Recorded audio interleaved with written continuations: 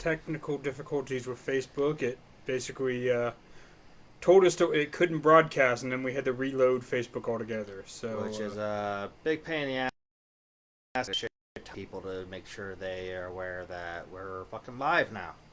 Right? Aren't you just like go into the messenger comments and can you tag people in that? I'll see what I can do. Or make a post and tag a bunch of people with like the video link or something.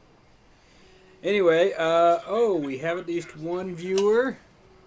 We have Herbert. All right.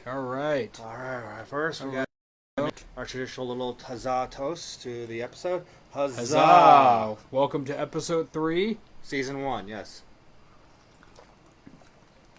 I'm one of your hosts, Hatter of the Waste. And I am the other co-host, Commodore Pistol Whip. And we are going to be here for a couple hours just drinking and talking and, having some fun. This is our new way of gathering socially since we can't leave the house. Right? Okay, I got an idea. I'm just going to fucking post this live video on fucking group pages and shit. There you go. Yeah, post it on the event page, on Wasteland. Hit up all the groups. Yeah, apparently I can't talk right now. Alright, there's that one. So we are getting started here. I'm going to go ahead and start with some of the things that I put in my notes. So right. I made some notes on what we want to talk about today. And I think we'll just go through and start at the top and just work. And we'll take questions if you guys have them in the meantime also. And if you want to be part of the show, please use Facebook Messenger to call my phone, to call me, Nathaniel Reed, Hatter of the Waste. And we will put you next to the microphone and they will be able to hear you. So make sure to speak up if you call in because they cannot see you, but they can hear you. Yes, okay? Correct. So we've got a couple different viewers now, and feel free to ask us some questions. They can be about Wasteland, they can be about costuming, they can even just be about, I don't know, what kind of music Danny likes to DJ, whatever. Just shoot us some questions, call in, let's have some fun, and socialize a little for a couple hours. Yeah, I'm totally down for this episode. Yeah. Been waiting all week. This is our 3rd episode of our Wasteland Talk, and we'll keep doing this during quarantine, and we'll see what happens after that. But we are here in our lovely home, Vault 42 as we were calling it. Yeah. You guys are already working on my 3rd bourbon. And we got Dubs on the... he's working on his 3rd bourbon Coke. Ooh. Oh, nice. What brand of bourbon are you using? Yeah, Herbert, what bourbon do you like? Yeah, what's your poison of bourbon? See that bourbon, I gotta have me some of that. We have not... we are just starting our drinking because setting all this stuff up, we don't want to be drunk while doing it. Nah, it'll be a shit show if we set up while drunk. Yeah, if we get drunk too early, we won't even remember how to plug in probably. Probably, shit. Fuck, I already do that as it is sober. Yeah, we'll have to do a picture or something of our little setup here, but we have a basically small webcam and microphone. Webcam's up on a tripod, microphones, like one of those small ones for a laptop. It's a pretty basic kind of janky setup. We'll try to upgrade over time, but we're dealing with whatever income we can come across because we're both unemployed now. Yeah, it's unfortunate. It's crazy times out there. Crazy times. So I hope some of you still are employed or finding some ways to generate some income. We'll be doing what we can here. Tom's still doing his DJ stuff on Sunday nights, and I think we're going to this week, but we'll see what happens. We'll see how Twitch goes. If I can't get Twitch to work or something, I'll just go back to YouTube and just do like a little short 3-hour set. Because YouTube was a little bit more tolerable with me DJing than Facebook was. Yeah, Facebook was cutting you off like every 45 minutes or something. More or less, yeah. But like, I didn't start hearing warning labels from YouTube, until like after 3 hours. So we'll figure it out. I know that YouTube well through like my laptop, but Twitch we're having some technical issues with. So anyway, we'll figure it out tomorrow. Yeah. So we've got a couple different people watching now. I made some notes for today, and I'm gonna go through them, and we're just gonna shoot those questions. And if you guys have any questions, go ahead and shoot them our way, or call my phone over Facebook Messenger. Yes, we will be happy to take phone calls right now and talk to you guys digitally. Mm-hmm. We are drinking Bloody Marys, by the way. Captain Stranded's recipe. Yep, Captain Stranded style. Yep. Good way to start off our night. Oh, yeah. Always. And I think after that we got some beers to drink. Yeah, we got beers. Something I don't feel like make some drinks. Right? I mean, I just want... Yeah, like even compared to other cocktails, there's so much more in a Bloody Mary. Well, yeah, it especially all depends on, because like every Bloody Mary person is different. They'll put like whatever to little to nothing. Yeah, but I mean, still at the same time, it's like some cocktails have like parts. Yeah. A Bloody Mary seriously has like 8 different things you got to mix it, you know, and then on top of that, your garnish is like your celery and stuff, you know. Oh yeah. So the more you drink, the more difficult it becomes to remember how to make a Bloody Mary properly, is my point. And like I said, this is Captain Stranded's recipe, so I have all the ingredients like an assembly line to work with. I'm like, okay, I gotta do this, now I gotta get to this, now da-da-da-da-da. And now I had to double it because I was making both mine and Hatter's here. Yeah, and if you guys want to learn how to make some drinks, Captain Stranded does do a cocktail hour. It does run at the same time as our show. It starts at like 6 to 7. So, I mean, if you want to, feel free. He's doing different themes each week. Hey, Tack. Hey, Miss Air. Yeah, she says, sorry, fellas, sucks. Yeah, it sucks to not be working, but, I mean, we'll figure it out. It's happening to a lot of people. Thank you, Miss Mayor.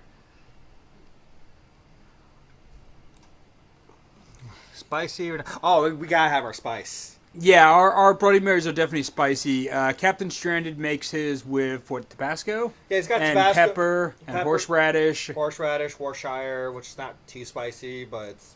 I mean, that's more of like a sour... It's a sour, but like, it's got your taste. spice and sours. And then, of course, you have... we do the garlic stuff, green olives. Yeah. So, for the spice, it's Tabasco and horseradish, basically, to give it that kick. Yeah, we got that kick that we needed. And, of course, if it gets too spicy, that's what the celery's for. Yeah, I mean, you can definitely make a Bloody Mary that's not spicy, but that's not the way I'm going to drink it, to be honest. Yeah. But if that's your preference, or it messes with your digestive stuff, however you want, I don't care. This is just the way I'm drinking it. Spicy are the best. Man, that sounds good. Yeah, exactly. Look up a Bloody Mary recipe and go ahead and make a Bloody Mary if you want. Or, And I think what Captain Stranded mentioned, like, if you don't drink alcohol in Bloody Mary, for, like, I think it was, like, lime juice. Yeah, he did mention lime juice because it gives still a little bit of bite. Yeah. And so if you don't drink and you want a virgin Bloody Mary, lime juice instead of vodka. Yeah, I could be wrong. If not, you can always follow his show. He's got a little cocktail hour around this, close to this time. He does his from 6 Pacific time, so about an hour or so from now. Yeah, and then... Or 7 to 8 or something like that. And so far, every episode we had, he's been generous enough to give us a good phone call to see how we're doing and make sure we're all good. Yeah, it's always good to hear from Captain. It was really funny. I don't know if you watched his last week's one, but I guess Major Impact, if you guys didn't watch it, Major Impact was sick, had a cold, and so he couldn't come to Captain Stranded's house to do the video. Yeah. So Captain Stranded improvised and did a cardboard cutout, we'll call it. Yeah. He basically, I don't know, used some kind of T-frame, put a paper bag on it, and then kept referring to it as major impact throughout the episode. Oh my god, it was like the best thing ever. It was so freaking funny. It literally made my fucking night. Let's see. Yes, use lime juice instead of okay. Pickled asparagus is good. Yes, we have a pickled asparagus in here. Yes. I'm trying to want to get the Pacific pickled asparagus that Captain usually gets from Jen with the dead flamingos, I believe. Okay. Because she makes her own like pickled asparagus, and like they are phenomenal. Even like with the pickled juice, we'll make like our Bloody Marys dirty.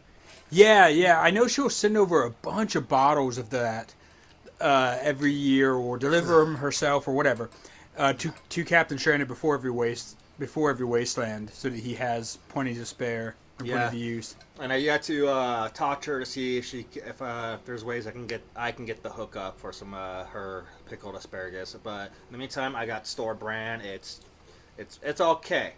It's what we got at the moment.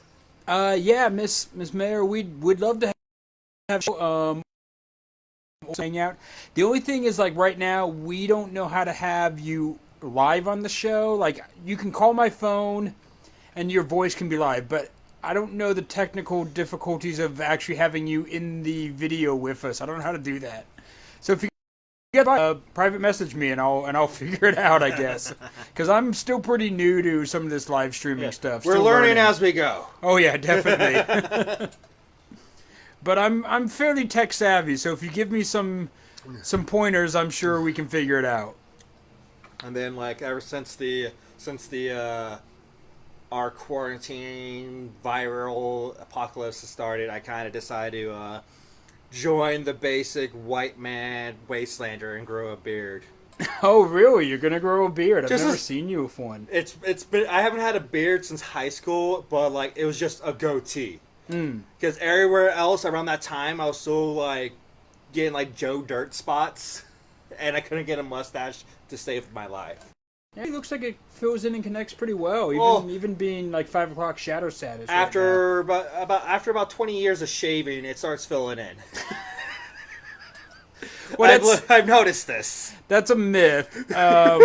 Shaving doesn't help your beard hair grow faster or make it grow more thick.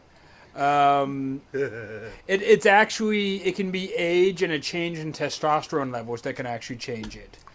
So like for me, like I couldn't grow a full beard until I was like 30. Oh, really? So and I'm about to be 30. There you go. When you hit 30, you'll hit your final form of the beard. For some people. I mean, there are definitely guys who can grow a full beard at like 14. Oh, yeah. You know? But I was not one of those guys. Yeah.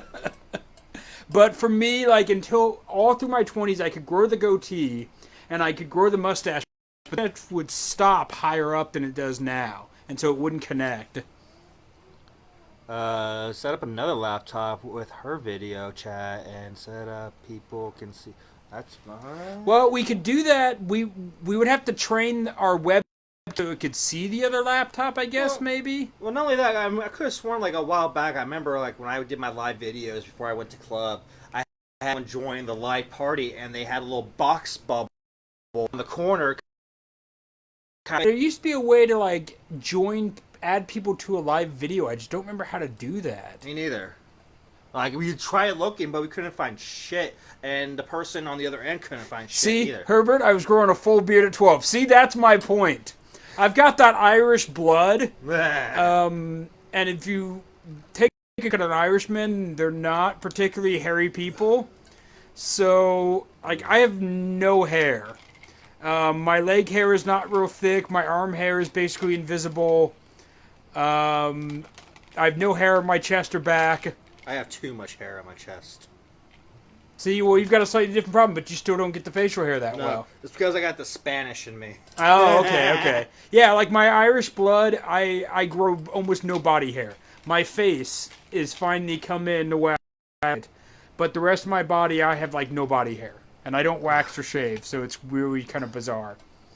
But yeah, basically I'm just trying to grow this out while we're quarantined, just because out of boredom, and to see how long I can get until we can finally not be quarantined and we can actually go out in public. And It'll be your way of keeping track of days. You're like, it's been 3 days.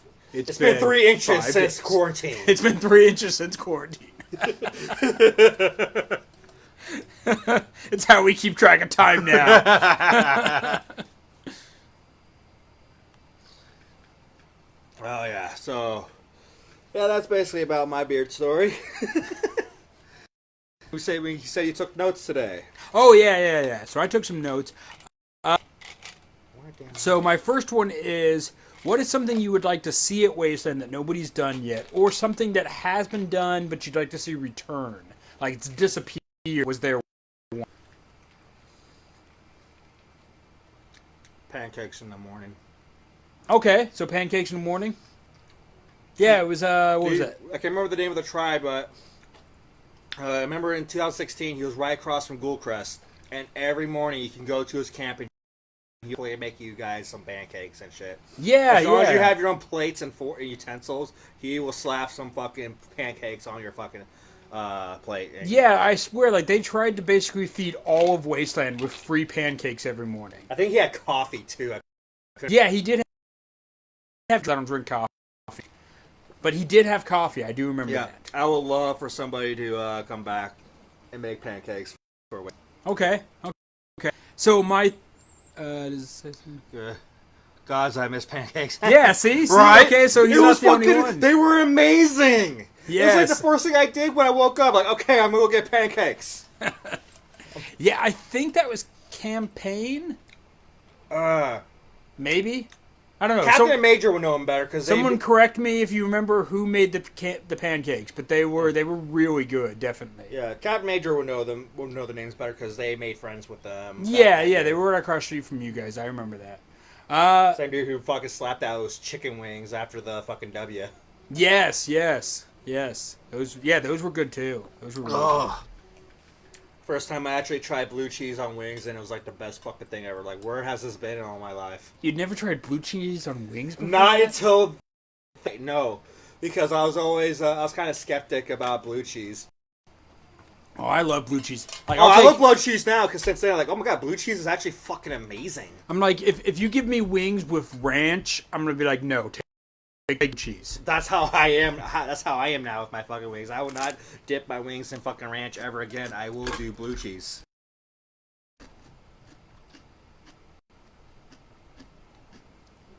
Supply the bacon. If you all supply the bacon. Oh, okay. Bacon, sauce for sausage, bacon. See, and Sparrow put campaign also with a question mark.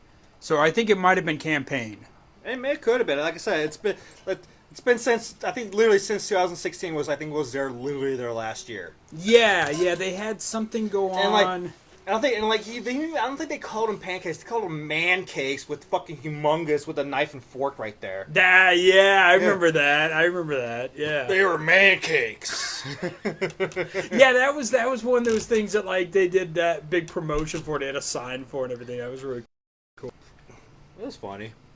For me, one of the things I'd really like to come back, or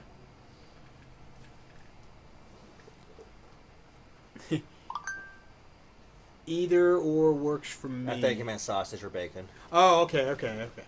Yeah, I to be honest. I mean, sometimes you can get sausage for really cheap. Yeah. And if you need to throw something into your breakfast, yeah, sausage is great. Especially like if you're doing biscuits and gravy, sausage in your gravy. Yeah, you gotta have sausage in your fucking gravy. Yeah. Especially, I mean, maybe not for vegetarians or vegans, but like, people who will eat, sausage in your gravy, guys. Come on. There's a question right there for us. Like, for people who are watching who are vegan or vegetarian, what do you put in your gravy? Oh wait, no, because like I don't think they can. Like, especially with vegans, I don't think they can eat most gravy because it has milk in it. Yeah. I mean, like, that's a whole different recipe, I guess. I mean, they have vegan and vegetarian versions of a lot of dishes, but since I'm not a vegan or vegetarian, I really can't comment too much on that. Yeah. I want to say the head of camp got laid off and they fell. Ooh. And they fell on hard times. Ooh, that's rough. Yeah, yeah, ooh. That shit sucks. Yeah, biscuits and gravy require sausage. Yeah, that's what we were saying. Yeah, definitely. You're gonna have biscuits. You need to have sausage for sure. Like little chunks of it in the biscuits and gravy. Oh yeah, for sure, man. Or like I made breakfast for my camp for Hill Junction this last year, and what I did was a breakfast hash. So you take potatoes and you cut them up real thin, and mix in like onions and what else? Like onions and peppers and all kinds of stuff, green onions, whatever you want, and then you mix in eggs, bacon, and sausage, and it becomes this nice big hash. There's your answer for vegan gravy. They use coconut or soy milk or something like that instead of like milk from animals. Sure. If that substitute works for you. I'm sure it would affect the taste of it, but if you like it, whatever. Or if it meets your diet restrictions of being vegan, or if you're lactose, sure, whatever. I don't have any of those issues, so I'm just make it the old-fashioned way, the way Grandma made it. But you say you wanted to come back for Wasteland? So for me, I would actually want the mini golf course to come back. There was whoa, time the fuck out. Okay, this must have been for my fucking time. We had a mini golf course? We did. What? We did. What? And it was amazing. They got pretty creative. They actually used, like, traffic cones and... It doesn't affect the taste? Oh, okay. All right. Well, I mean, if somebody ever wants to make some vegan gravy at Wasteland, I'll try it. Yeah, I'm not opposed to trying. I'm not opposed to trying vegan or vegetarian food. I just don't know how to make it because it's not my thing. But like, for example, I had a vegetarian in my camp, and so we made sure to, think of her when we made food. So when I made my hash, I did one version with just egg, and then another version with all the meat thrown in. So just to make sure that she would have something. And we all tried to do that throughout all weekend. So yeah, I mean, I'll eat vegetarian stuff. I just don't know if I'm the right person to prepare it. Right. I'll put it that way. Because I'm an okay cook. I can cook well enough that people will eat it. I'm no professional. But I'm not going to try my hand at vegetarian meals because I'm afraid I'd just screw them up. Okay. Now about this mini golf that I was not aware of. So they were there for, I want to say 2013 and 2014. Literally the year before I showed up. God, it's always fucking the year before. Yeah, and they haven't been they've been back, but they ended up collaborating with another group and creating the carnival, and I think that ate up most of their time and resources, and so they pretty much ditched the mini golf and created the carnival instead. Oh, that's the same people? I believe so. Okay. Well, it's a bigger group that does the carnival, but I think mini golf was ran by like 3 or 4 people, so logistically it was a lot of work for them. But they used a lot of like street signs bent to do different tones and like road flares and like PVC pipe. I mean, it was a legit mini golf course to where you had to go through the obstacle and through the PVC pipe and out the other end and drop into the hole. Like it was really well done. What the fuck? And like they had like, this bent stop sign would make like a V shape, and you got to get it right down there to go right towards that hole. Like they really thought it out. It was really cool. So you gotta put your ball into the V. Got it. Yeah. But I mean, they really did a good way of taking the idea of mini golf and theming it for the apocalypse, which I really liked. They even had you know how in mini golf you can sometimes have those swinging weights or those swinging bars? They had those, but they were designed to look like battle axes and hammers and stuff. Oh yeah, okay. Yeah, they had thought it out. And I remember in both years, 13 and 14, since they only had like 3 people doing it, they recruited a bunch of us who were there early to help them build. And so I remember helping them build it. And then I think after that, they ended up joining up with the carnival people. And I think they do the carnival now instead. Because the carnival people were originally... I remember the carnival, they had like that human claw machine and shit. Yeah, that was like their first year. That was like their main thing, was their human claw machine. But like the previous year before that, they were a group of mutants or something like that, and they didn't really read the rules too well. So anyway, they ended up finding out at the event, like, hey, you can't really do mutants. It's kind of against the rules. So then they came up with the idea to do the carnival, and they ended up combining with the mini golf people, and they all created the caution tape carnival. That's what it's called. And then even the carnival was not there last year because because they had some issues with getting their whole camp together or some hard times. Well, it was a big fucking camp. Yeah. So they had some issue logistically where they couldn't get everything out or couldn't get enough people or something, and so they didn't show up. The members of the camp showed up, but the carnival did not set up this last year. Yeah, I think the carnival like took up either a quarter or a third of fucking Good Neighbor. Yeah. So yeah, I heard this next.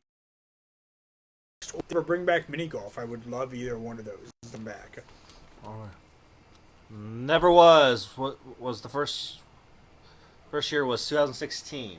Oh, you want never to be, or was that the carnival? I think it was the name of the tribe was that did the carnival. Was Camp Never Was. Maybe. Because I know they call it the caution tape carnival. I'm pretty sure. I know, because I remember I when I heard about the carnival that year, actually, because I wasn't pistol whip fully yet. I was still trying to call myself Carney Robber. So I go to the carnival, introduce the tribe, like, yeah, who I am. Like, yeah, my name is DJ Carney Robber, and they're all looking at me weird, like, you better not rob from us, motherfucker. I remember the first year to the carnival ran. I was walking through it, and and they had the human claw machine, right? Yeah. And the person who was running it was a couple, guy and a girl. So the girl was on the little crane thing. Yeah. And Never Was is the claw machine. Okay, well, I thought they were part of the carnival. Anyway, they weren't a part of the carnival? I don't know. I must be confused then. I thought the claw machine was part of the carnival. Because I definitely remember there being, or maybe Never Was had a claw machine this year. But then the carnival had it before. Maybe they just brought out. Never Was borrowed the claw machine from them, or maybe they made their own. Well, I know when the claw machine I saw it was right next to the carnival. Yeah, there was definitely one that was part of the carnival, even if there was also one that was part of Never Was. And that's meant that they were mentioning, like, if you go, like, you look up Wasteland YouTube videos, they'll mention the claw machine at the carnival. Yeah. So I remember the woman who was working it. She's telling us how it works. So Never Was is a theme park group different from the carnival. Okay, so they both have a claw machine then. Fair enough. But yeah, Never Was, I don't know about Never Was's claw machine, but the carnival has a human claw machine where the human sending poise, and then you can use wheels to move the poise to position the person and then lower them to grab a prize. Never Was, maybe there's a similar, maybe it's different. I don't know. But I know that's how the carnival works. I think like the prizes were like armor pieces and weapons. Yeah. They were stuff that's applicable to Wasteland, you know, stuff that fits into the theme. But I remember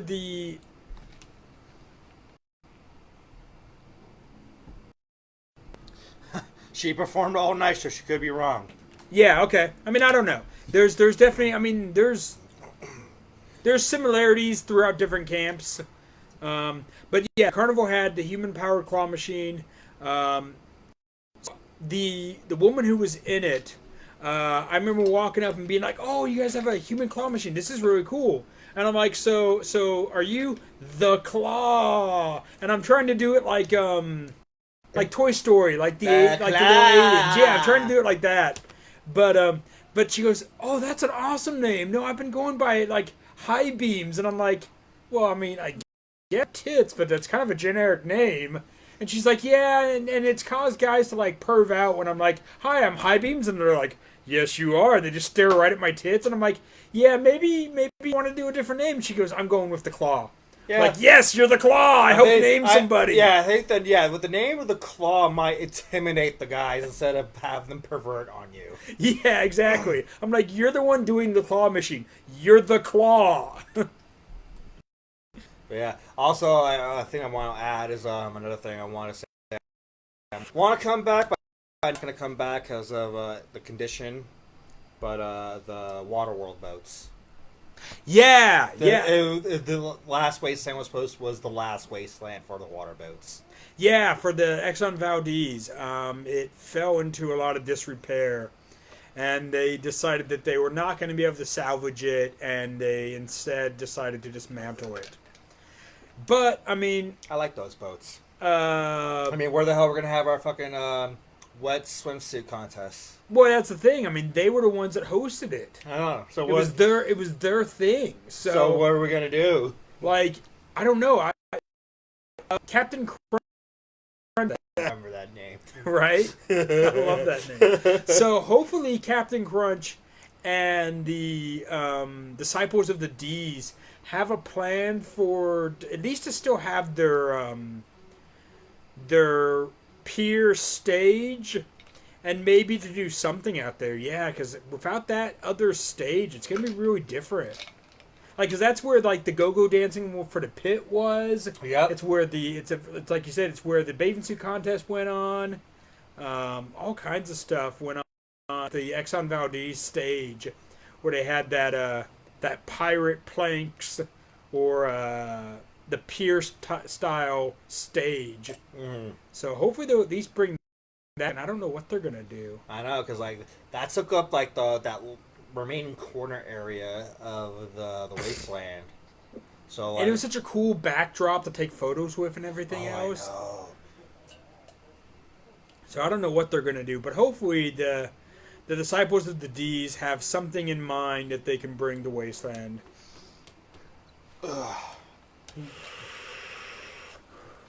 What's next? Okay. So,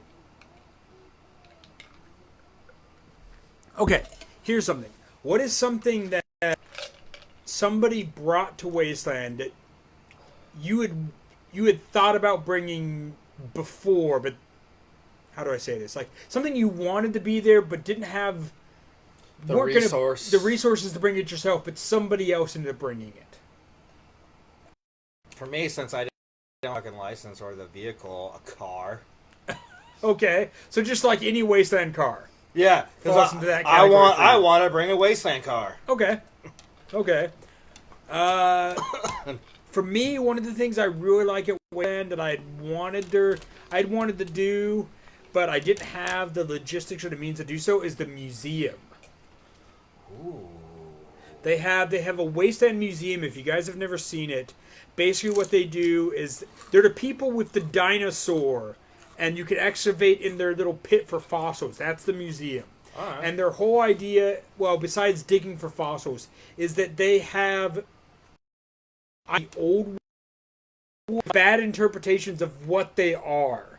So they might have like a USB stick describing it as a dildo. I don't know. I'm just throwing that out there as an example. Whether or not that's something they have, I'd have to double check with them. But basically, kind of how we interpret some items in museums sometimes from ancient history, they've taken that same concept with items from the old world and misinterpreted what they are and what they're used for. And then you can dig for fossils in the sand pit in front of their museum. That kind of reminds me of Fallout 4. There's this character who's like obsessed with baseball. But he doesn't know what baseball really was. He thought it was like a sport where you kill people, and he called the baseball bat a swatter. You use this to beat the shit out of your enemies. Yeah, see? Exactly. Like, that's definitely the way I see it. Like, 100 years from now, 200 years from now, especially in the apocalypse, like, they'd come across relics and What is this? I don't understand what it is, why it is, what it does. But if I make some guesses at it, you know, makes you wonder if that's how we usually do with our fucking museum of history and shit. Oh, I think it definitely is. I mean, there's definitely got to be some stuff that's misinterpreted in the museums. Like a sarcophagus, we call this the dead box. Right? I mean, in some cases, we have some of those cultures, and they have writings going back long enough. But, like, in the apocalypse, like, the idea is a lot of that stuff is destroyed. So, even reading up on old cultures would be more difficult, you know? Oh, yeah. Oh. I'm going to bring something different. What are you going to bring? Oh, yeah, tell us about what you want to bring, man. Don't just, like, hint at it. Don't just tease us. Come on. Hell, call us. Don't be such a tease. Talk about it. We want info. That's why we're here. Tell us what you're gonna bring. Look, my nipples can only get so hard. My nipples can only so erect. Yes. If you have something that you want to talk about, call us or just post it in the messages, and we'll try our best to, give it justice. A lot of stuff out there going on. We might be able to envision what you're thinking, or throw out some ideas, and we can all kind of brainstorm it together. You know. Just don't be surprised when my ego gets so big. I helped that guy come up with that idea. Because I tend to drink and do that.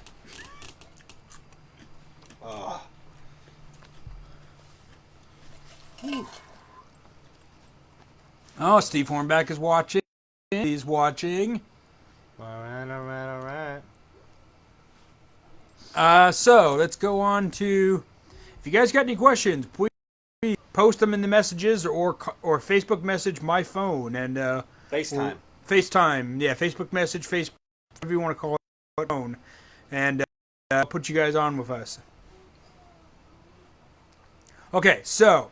I put this down as top 5 hangouts, but it doesn't have. You don't necessarily have to have a list of 5. What is your top hangouts at Wasteland during the day? During the day? Yeah, places that you like to chill to get out of the sun or have some cool daytime stuff going on during the day. Daytime. Well, there's a Mushroom Cloud Lounge. Okay. Let's see.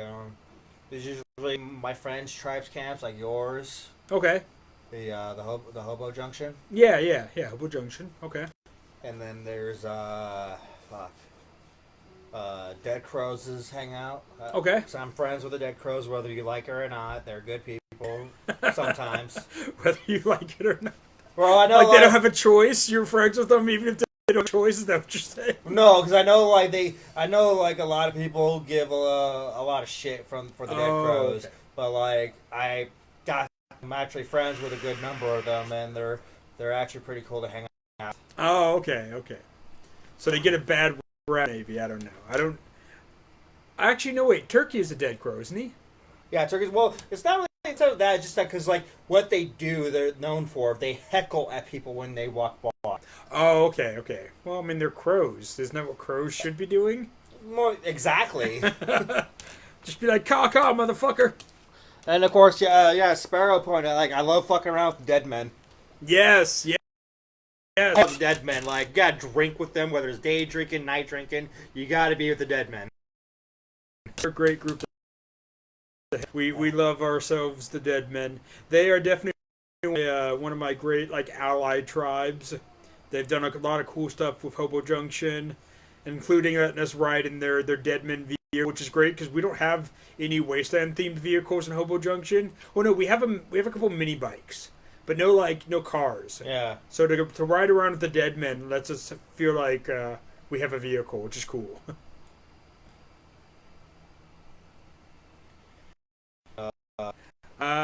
So somebody posted a. I know what that is. It's pretty cool. It's basically his music that he made. Oh, you know what? I was watching this the other night. It's like a post-apocalypse hip hop song. Yeah, it was cool. I like it. Yeah, it was pretty decent. Decent set, and I mean, he definitely set it in the desert. Had flamethrowers and cars, and I mean, good job, man. Good effort. I liked it. It's definitely in our theme. If you get a chance to come out to Wasteland, and if you even get a chance to perform, I mean, I'll show up. Yeah. I'll listen to some post-apocalyptic. I like to see more of that shit at Wasteland. Yeah, bring some different style. I want to see some more crossover. We definitely, I mean, I really like seeing crossovers from other cultures. When you see like, oh, you know, someone's doing someone from Japan is kind of doing what the Japanese would see the apocalypse. Someone from Sweden is doing their kind of culture, and like I like seeing different cultures like that because I can only speak from the cultures I've experienced, you know. And so yeah, if you've got a different taste on the apocalypse, please bring it, show it. We want more. Yeah, and I guess I got another cool place to hang out and chill is the Forlorn Hope Saloon. Yeah, the Rec Room. The Rec Room's a great one, especially during the day. Other than that, like pretty much everywhere else is when they open up at night. Yeah, well, I've got that question on here too. Yeah, okay. We'll get but there. Yeah, those are basically my top favorite places to go during the day. Yeah, so I've got for mine. Oh, I got the Rec Room, so we share that one. Yeah. I got the Mushroom Cloud Lounge. We share that one also. Yeah. I've got the WCC. Wasteland Control Center? Communication Corps. Communication. The radio station. Oh, you could, yeah, okay. Time to actually go in and just hang out. So, you can't necessarily sit in the radio broadcasting area. Yeah. Because, you know, they've got to worry about it and everything else. Thanks for the support. Oh, yeah, no problem. Oh, yeah. And dude, like, when you do come out to Wasteland, if you can spot us in the fucking desert, feel free to come say hi and know us better. Yeah, we both hang out a lot at Ghoul Crest Hunting Club. Yeah, and like I said, since we're naming our top five places to hang out, that's where most likely you're gonna find us at during the day and or night. Yeah. So yeah, you'd find us at these places. So yeah, one of my favorite places, like I said, is just chilling in the camp of the communication. Right. Just because they have the post office, they have the newspaper. There's so much activity and life in that camp, and they're so plugged into everything that's going on at Wasteland that like sometimes you can just chill there and be like, hey, you guys got the paper for today? I want to see what the events are. Oh, okay, this is what's going on. Oh, okay, cool. Like, what are you guys on your radio station today? Like, I like just talking to them and kind of getting one and what their plan is for the day, you know? What is this? I have to... When I visit... Yeah, cool. We're visiting Casper. Yeah, Casper's always at the post office. Yeah. And he's a good guy. I like Casper. And I love the Swede. The Swede's amazing. He's a filthy bearded bastard is what he is. As Fable put it best, and even embroidered for a little sign for him. If you guys don't know the Swede, he's the host for Wasteland Radio, and a guy with a thick Swedish accent and speaks fluent Swedish, I guess, and several other languages. Yeah, it's possible. No, he does. I've heard him speaking. He speaks German, and I know he was born in Sweden, but he's lived in America for quite some time. Oh, okay. So he does. He speaks like 4 or 5 languages fluently, including like Dutch and Swedish and German and whatever. So he's pretty bilingual. Multilingual. Okay. Yeah, multilingual. So anyway, I like hanging out in their camp. They're a very smart crew. They use a lot of tech, but they hide it really well. Like they're for the longest time, their radio communication was what looked like a shabby old wooden box, but what they did, of course, is build a computer into a shabby old wooden box, and so it looked the part, but it was a full blown like real computer in there. And so like they think that way. They need the tech, but they need to hide the tech, you know? Yeah. And so they're really smart about that. They have a water fountain with like a mister in their camp. They have, like a sprinkler system that's controlled by Arduino that does the mister. They have like they do all the relays for all the radio and the Wi-Fi hotspots for the staff, and that's all controlled over like Linux and a Linux server and like Raspberry Like the Swede and his crew are all like a bunch of tech nerds, and but if you go in there, you would never spot any of it. They hide it so well behind everything and make it part of their props, which is really cool. All right. So I love just kind of picking their brains on their camp.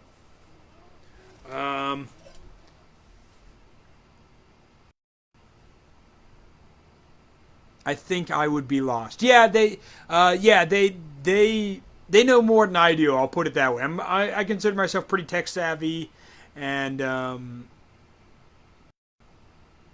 they can be even more. They're above my level for sure. Isn't Ghoulcrest interest hidden? Not anymore. That was a one-year that was in, thing. 18. We were Vault 77. That was a. To put it best, it was part of storyline / LARPing for that year.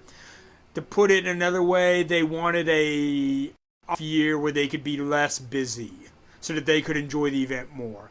But it was a one-year thing, and maybe they'll do it again, maybe they won't. It's up to them, of course. Yeah.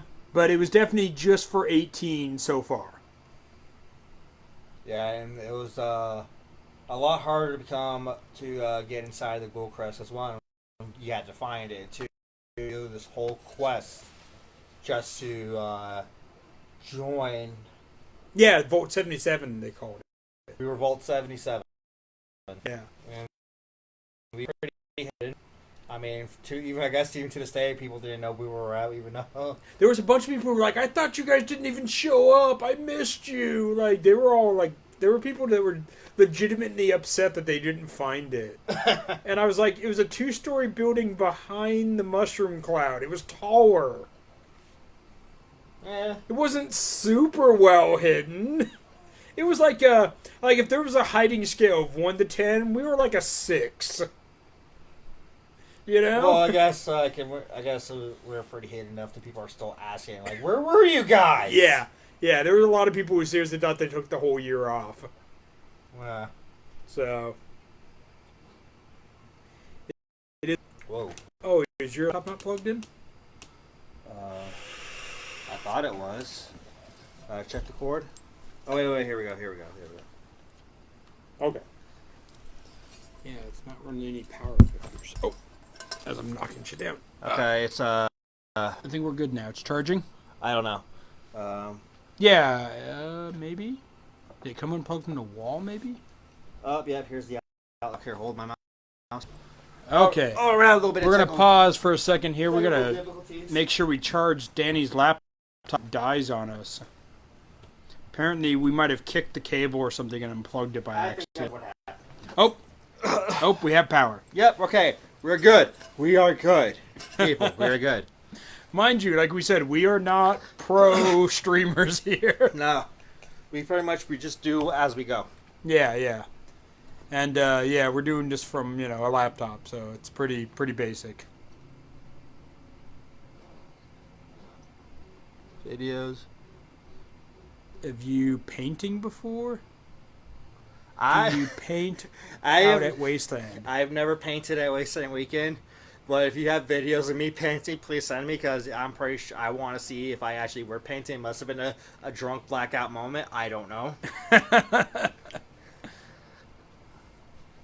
But yeah. I mean, do you... I don't paint. Okay. My art comes from music, not... I mean, true. Okay. Not... Give it. Fair enough. Not visual. Okay. You did a lot of your own work on your costume, so you have some expressive... Yeah, but I'm not doing this. We do have some very talented artists at Wasteland, though, of course.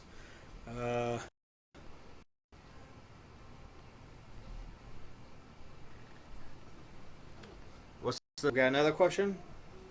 Yeah. Let's see here. What else do I have? Okay. So what are your favorite? I just thought of this one. What are your favorite backdrops to take a photo at Wasteland? Some of the best backdrops. Ooh.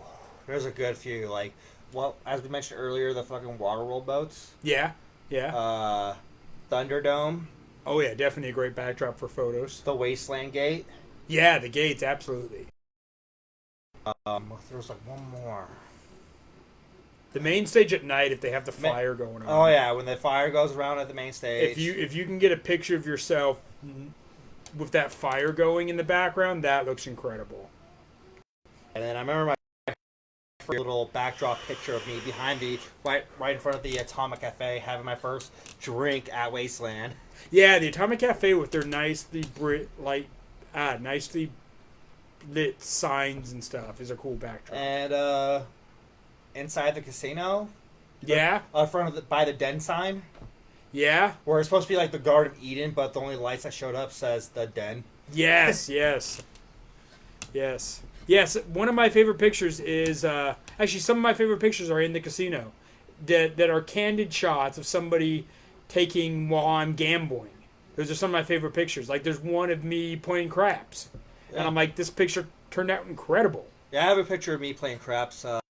Scene. Yeah, I even got a picture of you as a card dealer. Yeah, that's right. You did when I was doing my guest dealer spot. In what was it? 18? I think it was 18. That I had my guest dealer spot at the casino. Yeah, because I was trying to set up that I could be caught there for my bounty because Ghoulcrest was incognito. To find me, casino. But then later on, I found out that the casino is considered neutral ground. You're not hunting there. In the casino? Yeah, apparently it's neutral ground. You can't hunt in there. Oh, that's news to me. I didn't even know that. So anyway, I didn't find that out until like at the event. They're like, no, you can't be caught here. So I ended up being caught at my own camp anyway. Because I know the neutral grounds to my knowledge were Rust Doubles and Med Tent. Yeah. I guess the casino was on that list. I don't know. I guess that fuck. So. But yeah, those were basically the backdrops I liked, and yeah. Come on, you guys. I just number 5. Like I said, our goal is to drink and entertain, not necessarily to get hammered. If you want to get hammered, we'll do this after the show. I mean, by the time the show ends, I've usually got a decent buzz going on. Oh yeah. But like, if I'm hammered, first of all, you won't be able to understand a word I say. My speech is already bad enough as is, and if I'm drunk, yeah, it's done. So this show would be worthless. And as far as like we said, figuring out the tech of how to get the show to run, we would not be able to accomplish that drunk. Right. Fucking Christ. Oh, you're not getting hammered, Herbert. Well, I don't know. We're not it's not a race, Herbert. We'll put it that way. It's not a race. No, We're not racing you. We're just going to have our drinks. I'm not that competitive. Besides, these are big cups. They may not look that way on video, but these are actually really large cups. Yeah. So. Oh, yeah. It'll get you going. So what else do I have? Oh, favorite daytime activities. Something you like to do during the day. I like shopping at Bartertown. Okay. Bartering at Bartertown. Okay, yeah. Yeah. And just like around the Wasteland aimlessly, seeing who I see if I see someone familiar, see what they're up to, find something new before. Okay. Because it happens, because like as most people say, like you can't do everything at Wasteland in one event. No, definitely. It's gotten so big and there's so much stuff that overlaps. Yeah. So pretty much you pick what you pick what you want to go see. Yeah, exactly. And you can have a schedule if you want, but yeah, you're still going to miss some things. Absolutely. I think for me, some of my favorite daytime activities, the car cruise. Oh yeah, those are cool. I really love cruise. I am a big fan of the Wasteland cars. I I even help run the post-apocalyptic cars group on Facebook. So like I really like seeing a lot of the really amazing vehicles that come out every year. So I love going to the car cruise and just kind of watching the vehicles drive around. Maybe trying to bum a ride with somebody because I don't have a Wasteland vehicle. Right. And at this point, I mean, a lot of people are very generous. If you ask them, like, "Hey, can I hop on?" And if they have space, a lot of times they'll let you. Or if it's someone you know, they'll definitely let you. Sometimes they'll ask you for some casino caps for a ride. Something, yeah, Or yeah, maybe. Or another source of barter. Yeah, maybe. But you, they're other than that, they're pretty generous to have you hop on and get a ride, so your day can go by a little quicker. And if you want something that really immersed in the apocalypse, man, hop on a vehicle.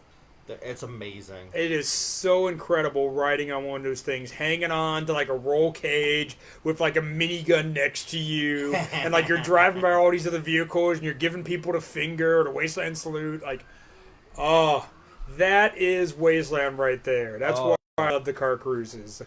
It's pretty badass. Also during the day, I like doing missions. Missions are awesome. I mostly do the bounty hunts, but like if I get a chance to do another type of mission, I'll be for it. Yeah, I've done the bounty hunts. I've delivered mail for the post office. I've done others where you had to find items or something. I don't know. There's so many different ones. It'd be hard for me to say all of them. Of course, they're always changing. But you know, check out DXC's mission board. I'm there as far as to where to go and how to get started. You can get some cool prizes from them, some unique stuff. So missions are always a lot of fun. Oh yeah. Nice little activity, and like also like some people, like especially in the Bartown area, they like to they have food there for sale or barter. And yeah, try out the foods there. Like yeah, that brings me to another question. What's like your favorite food vendor at Wasteland? Or if you have more than one favorite, you know, whatever. No strict rules on these lists. Well, yeah, I know. Like, well, usually my favorite is I can't remember the name of them, but like they always sell like brisket and yeah, they're a barbecue place. Yeah, like a smoke place, and it's just the food is fucking amazing. Oh yeah, like good bread, good meat and sauce. Yeah, and they got, if you want to make a whole meal, you can get like a can of soda and a bag of chips of your things. And like, and yeah, it's got an interesting price, but it's well worth it. It'll fill you up at the end. Yeah, they always have like the yeah, they have really good food there. Definitely. Oh yeah.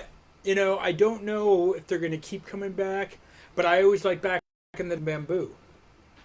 Oh, with Lady Vajayjay. Lady Vajayjay, yeah. I love her with the glory hole area. Yeah. She was. I mean, she had that Thai food out there because she used to have that Thai restaurant, of course, in California City. Yeah. Yeah, and like there was this other place, like they were there for 18, but they couldn't come back last Wasteland because, like, again, got laid off. They don't have the funds to go out with all the food and shit. Yeah. But like I can't remember, they were inside Bartown. They were selling, like, if you're a fan of Fallout, like they sell like burgers, but they call them Brahmin burgers and like other Fallout food based shit, and like they were very affordable and they were so good. Okay. But like they weren't there last year, so but like I went to the brisket place, and the brisket place, like that's where it's at. Yeah. And then I used to be a fan of Dinky Dive. And I'll leave it at that. They do have some good. I've always liked their chili. Yeah, the food's great. Yeah, it's just like I said, I don't want to get into it because I don't want to start shit on the show. But like I said, I just don't support them no more. Okay. Let's see. What else do I have in my notes? While you're doing that, I'm getting a beer. All right. Do you want a beer? Are you still working on your Mary? I'm still working on my Bloody Mary. All right. Well, I'm gonna get my. I'm in there.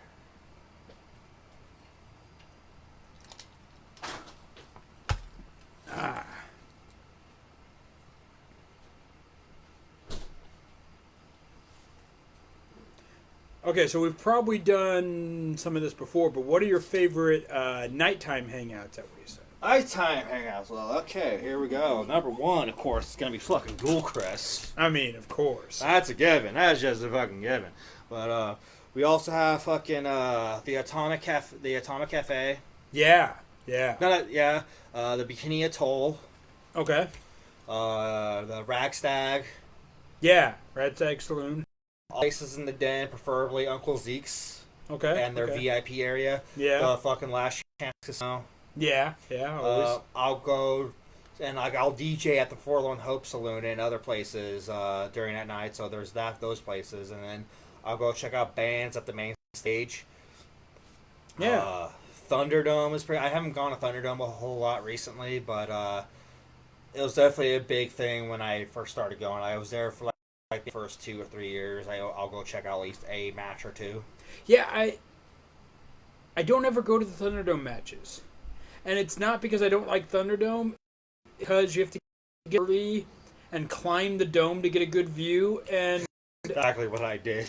I'm an old like a bad back and fucked up knees, and I'm not going to climb the Thunderdome. So, Well, you're right on the ground of the game. but you don't get as good of a view because people crowd in. Oh yeah, because there are people who go inside the fucking Thunderdome instead of the whole, 2 men enter, 1 man leaves. But no, it's actually 20 people enter, and Right. I don't go to the Thunderdome that much. I love it. I love that it's there. But I'm too old to be climbing jungle gym. I have too many body problems. I would fall and just hurt myself. No one let old man Hatter up on the Thunderdome. that was like one of the first. That was like one of the first few things I did my first year at Wasteland. Was like I climbed on top of that Thunderdome. Cause like, what have we got? It's like a turkey leg at the Renaissance Festival. I have to get at least 1 can of chili a year. Okay. Yeah, I mean, yeah, Dinky Dive. I mean, yeah, if you want to get at least 1 can of chili a year, they make great souvenirs. You can even take the themed Wasteland. So that works. Yeah, I know I still kept my first Dinky Dive can. I think Dave before uses his Dinky Dive can as a fucking like a beer coaster cooler holder thing. Yeah, yeah. A place where he keeps his beer when he drinks it, so it doesn't like numb his hand. Yeah, he uses it like a beer cozy. The cozy, that's the name of the fucking thing. Yeah. So it makes the beer look more themed instead of him just drinking a Bud Light or a Coors Light. He drinks Coors Light, right? He drinks Coors Light, Pabst, Natty Ice. Yeah, like all the cheap, shitty beers. Yeah, the cheap lights. Yeah. Like if you can see through the liquid, that's what he drinks. But then he puts them inside the Dinky Dive can, so it looks like it's in theme. Yeah. Like, no, I got IPA this time. Choice, man. Yeah. So be creative with your things you give them, like the Dinky Dive chili cans, Mm-hmm. You can definitely turn them into other things. So what are your nightlife places to go? During the day I missed one to Jugger Games. Those are during... Oh, well, yeah, I guess so, during the day. I usually catch them during sundown for some reason. Yeah. But I guess they'll count during the day. Yeah. So I like the Jugger Games during the day. I missed them. I put that in my notes. I didn't say it. I love the Jugger Games. Those are always fun to watch. Nighttime hangouts for me, I like the Pit. Pit's pretty dope. I mean, of course, Ghoulcrest is like number 1 on my list. But I like the Pit. I like the main stage. I like Wasted Saints. Let's go. They have a pretty good big space, They have different theme nights sometimes. I mean, you DJ there, but they have like a 90s night. And, I really liked their throwback 90s night. It was really fun. It was really interesting. I think like that was like... I think that's the same night where like I start right after their set. It'll go like to the goth industrial EBM music. Yeah. What else do I like at night? Some of the same bars you mentioned, Radstad, and the Atomic Cafe, of course. The movie theater. Ooh, that's right. Those are pretty chill place to check. If you just want to chill for a bit, you don't want to deal with the crowd. You want something quiet and dark, and catch a post-apocalyptic it's like movie theater. It's man. like the movies there. They're usually like independent, B-rated, Wasteland themed movies. Sometimes they'll throw like actual theatrical movies. Well, there's a film festival that is like independent stuff, and then they also do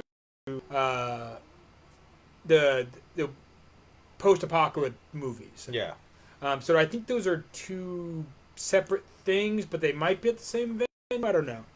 But yeah, the film festival is usually running during the day, and then the movie theater is at night. So whether or not they're in the same location, I don't know. But the movie theater, if you want to relax and don't want to walk, and want to get away from the crowds, the movie theater is pretty rad.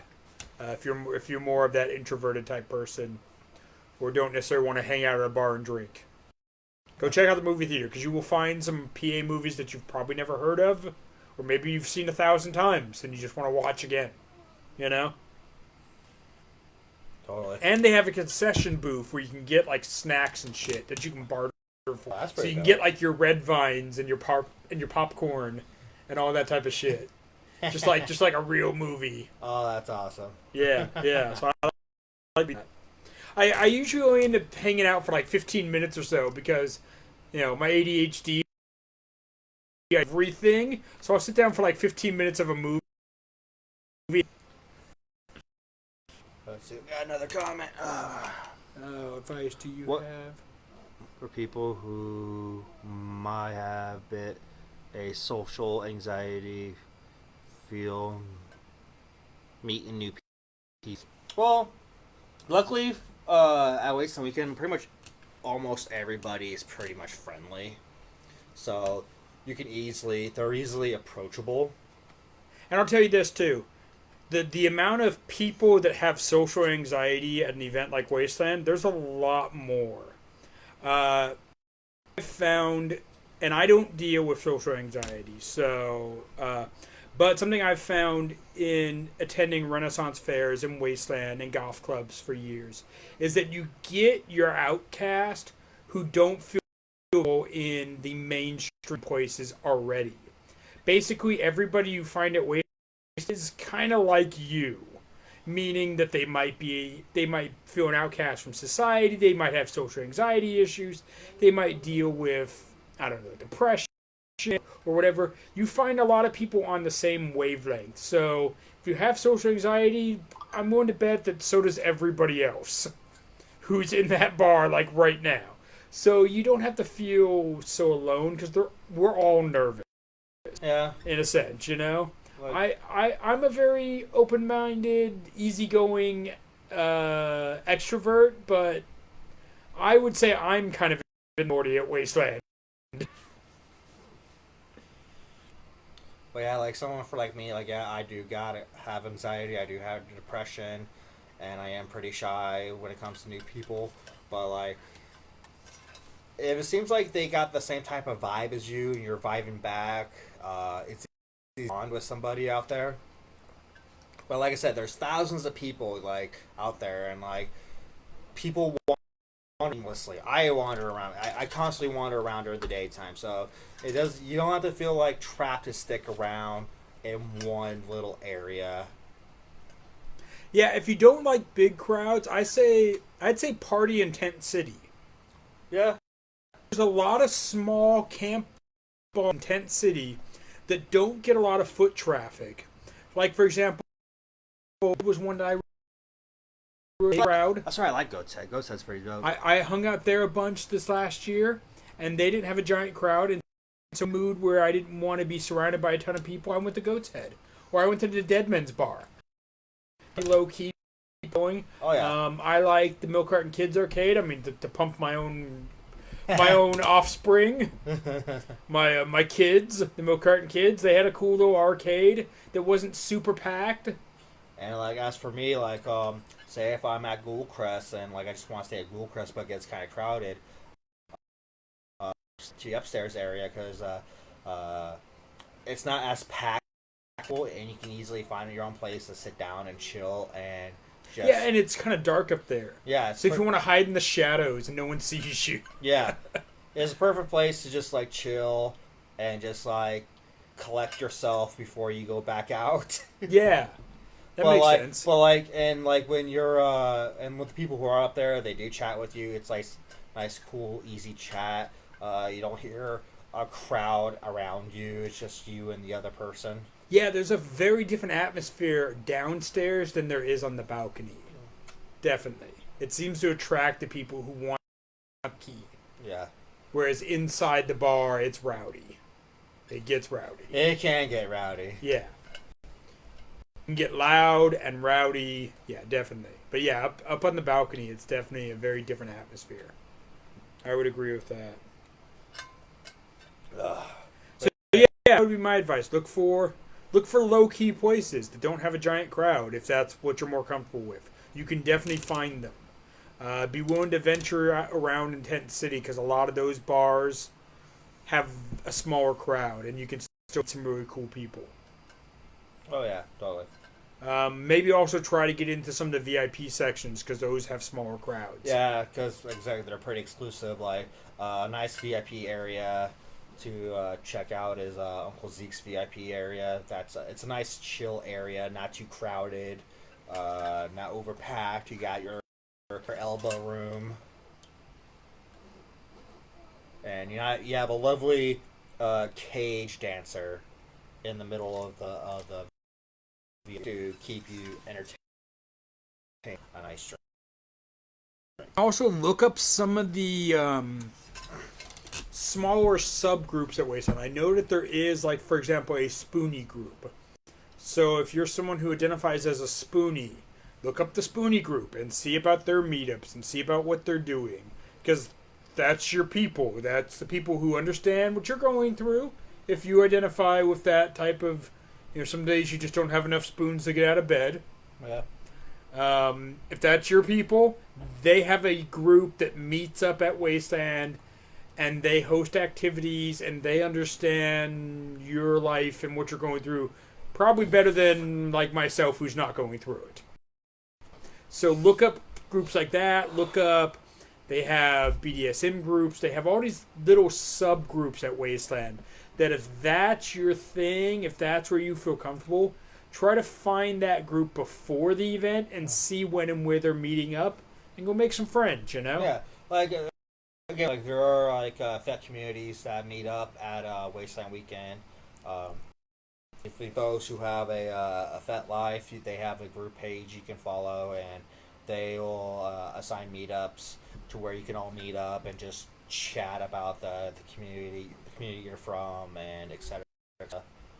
And it's really interesting.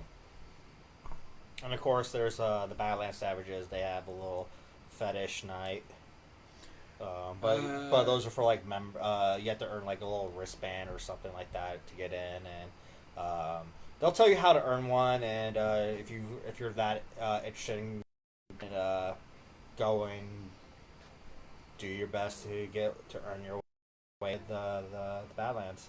So Herbert also asked, where do people not in a tribe go? Tent City. Well, okay, so that's I'm not exactly sure what you mean by that question. There's a couple of different things that you could mean. Well, you don't have to be in the tribe to be in some of the camps. Yeah. So, for example, inside the city, the camps are pretty much open to the public, unless their crowd is too big. Right. So if you want to just walk into the casino, you can just walk into the casino. If you want to hang out in Wasteland, you can just walk in. You don't have to be a member of anything out there. Tribes that have a rule for how you get into their club or some kind of mission you have to pass or something like that. And Schoolcrest. Schoolcrest is one of them. And then there are other tribes who may not even be open. If you want to walk into a camp, always sure to find somebody and ask them. Don't just walk through somebody's camp. Be like, hey, can I come in? Is your camp open? Is this cool? And I'll tell you, most of the people I come across are cool with it. if they have something going on, like they're getting ready because they got to go do this mission or that mission, or they're eating breakfast, let me let you know. Like, no, we're eating, come back later. Okay, whatever, you know? Yeah.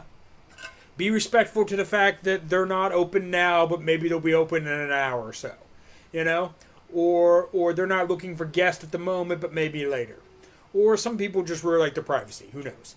But the people who really like their privacy are not going to be in the city because that's kind of a requirement that you have to have something facing.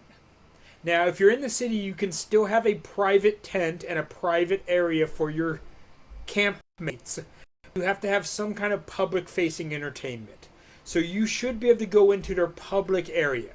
So, like, you can hang out in the rec room, but you're not going to be going through their back stage area to hang out in their private tents. No. Yeah. But the rec room itself is open to the public. Same like the petrol pile. Their pool hall is open to the public. But don't go past that into where they're sleeping.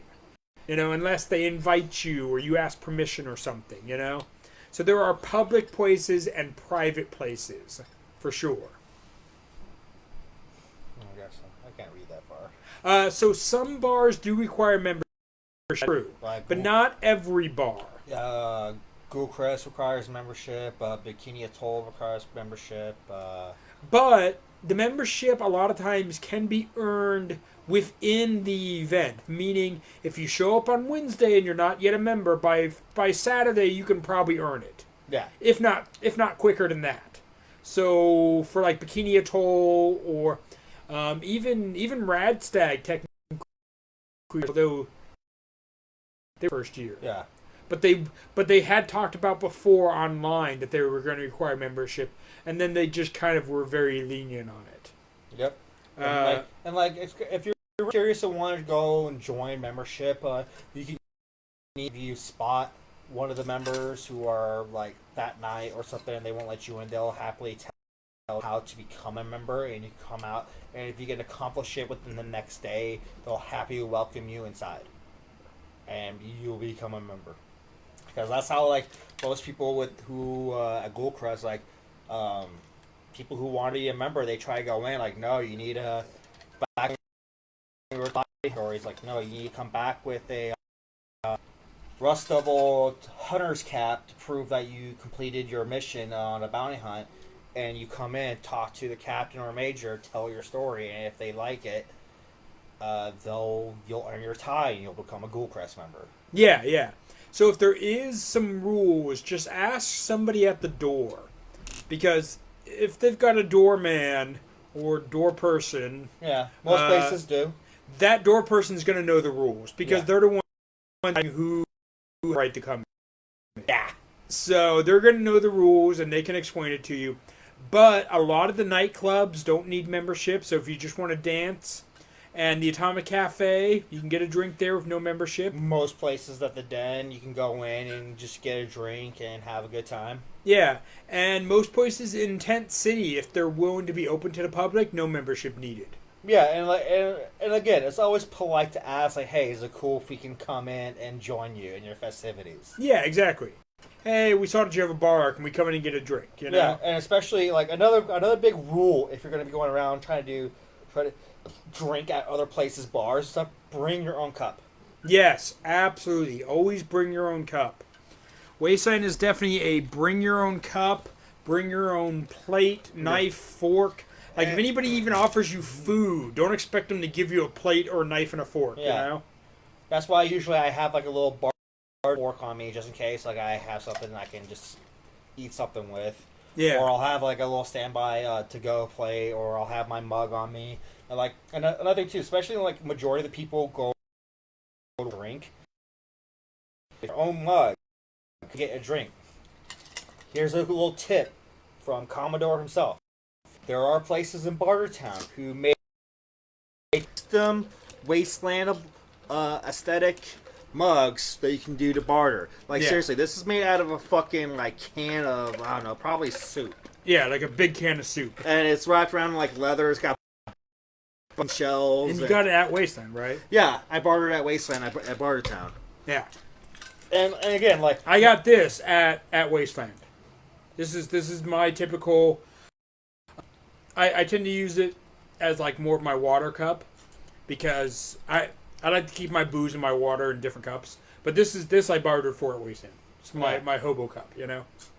And again, if you have nothing to barter at Wasteland, some places in Bartown they will accept what we call old world money, like so like cash, preferably cash, because like since you're in the middle of the fucking desert, internet doesn't run well, and people who do little card things on their phone won't be able to work properly. So it's best to just bring cash if you want to go to a barter place that does accept cash instead of barter goods. Or you can run into town and hit an ATM.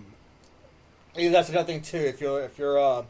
If you are heading back into the nearest town, like California City, cash to buy something. Yeah, to stop basically because like there's a lot of people who do runs back into the real world towns and whatnot to resupply their camps with whatever needs. Yeah, it's only like a It's like a half hour to 45 minute. Yeah, it's not a very long drive.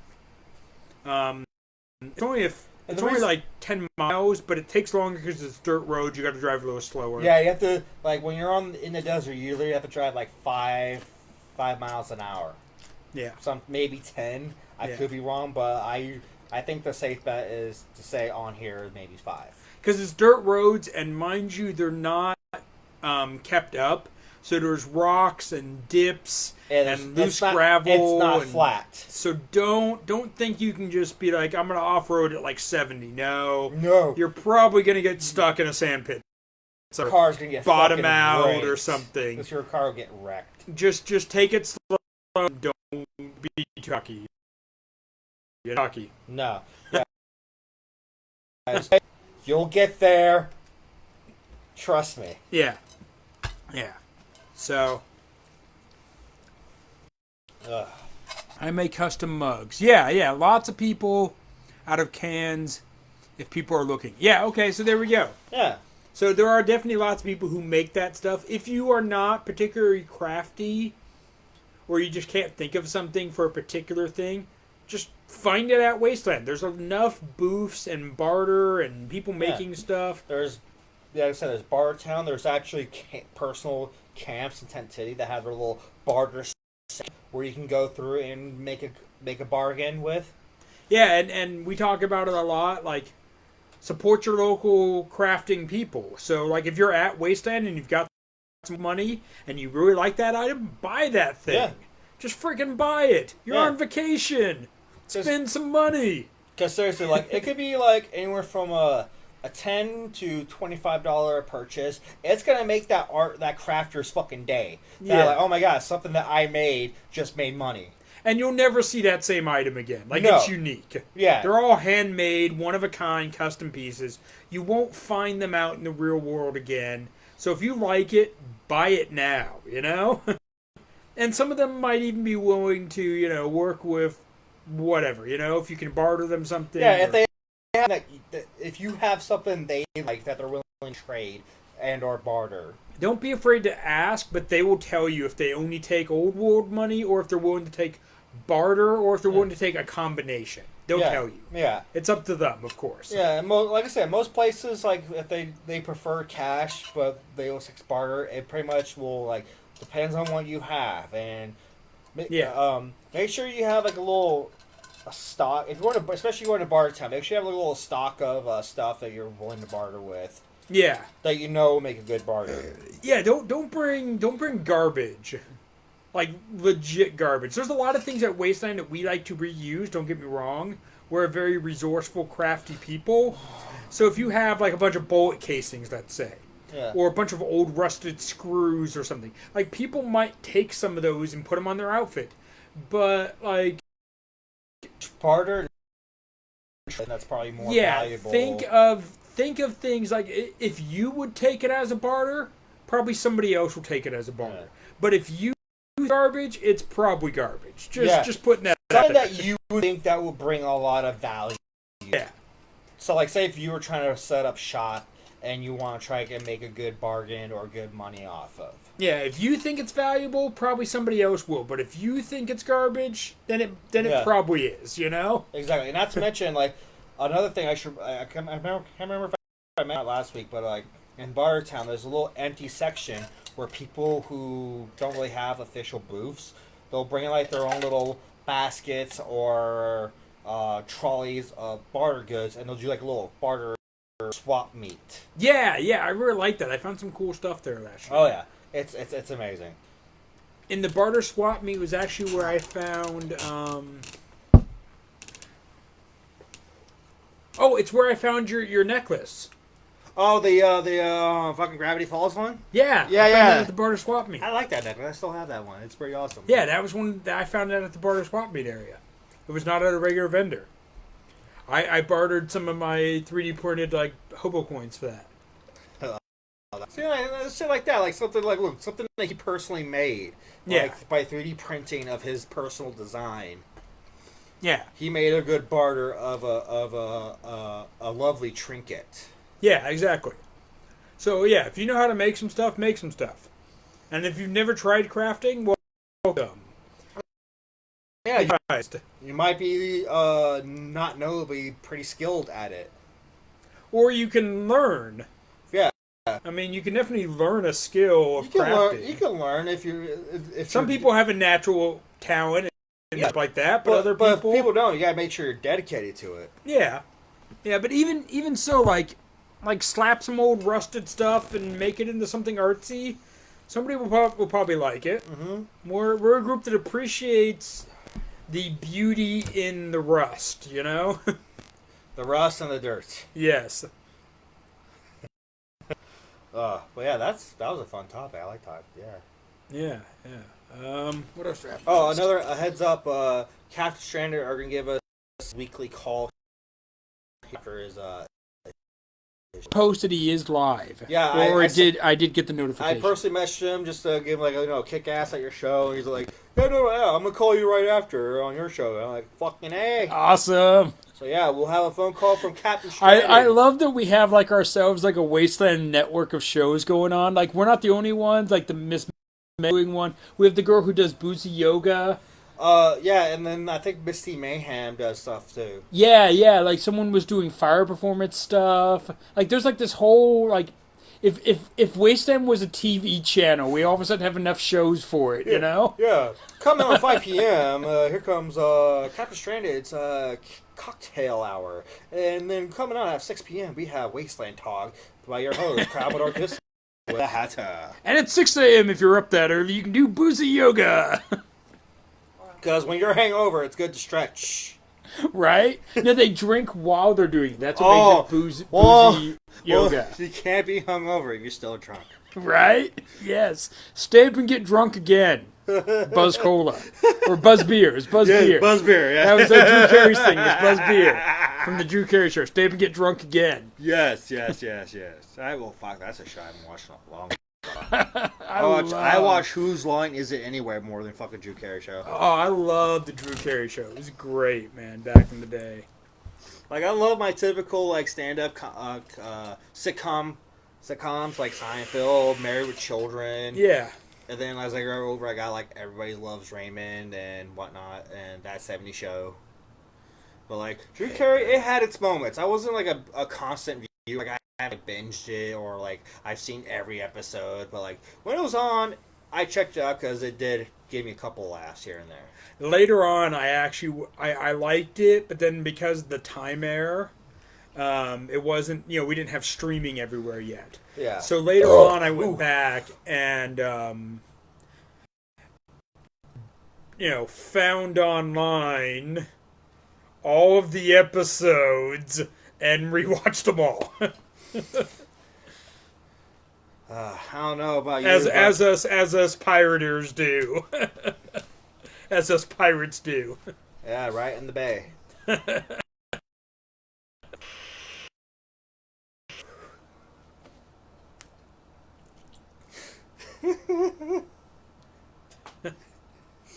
Sorry, I have one of my partners here. She's like sitting on her own on camera, doing her own thing, and she's listening to us being goofballs, and now she's hiding her face. We have our own Peanut. She makes funny faces at us when we say stupid, corny things. My name is Figment. They don't see me, they hear me. I'm just a figment of your imagination. There you go. I There like we it. go. I There like we go. it. That's how it started. If we're gonna go, if we're So gonna these go, are random giggles. It's just a figment of your imagination. well, folks. if we're gonna go with peanuts, we should have like the wah wah wah wah wah wah wah. Yeah. I don't know why it was called the Peanut Gallery, but that's like a term for like people making comments off camera is the Peanut Gallery. Huh. Like no comments from the Peanut Gallery. There's actually a whole thing behind that. I don't know why why it's that slang. It but I sounds just like looked it up. Herbert's our dedicated fan here. Hey, they're much appreciated. Thank you for the support. This show. If this was YouTube, I'll give you a typical, link, comment, and subscribe. Right. I mean, maybe at some point we'll do YouTube, but Facebook has worked pretty well for us because we know that most people have a Facebook. Yeah, already. and we're pretty social people. A lot of people from the Wasteland. Yeah, as our Facebook friends already. Yeah. Whereas I don't have a ton of YouTube followers. Yeah, like seriously, when I started doing DJ gigs on YouTube, I was like, oh shit, I have people subscribing to me. What the fuck? Right? How does that work? Am I a celebrity now? Am I YouTube famous? Am I gonna get that YouTube money?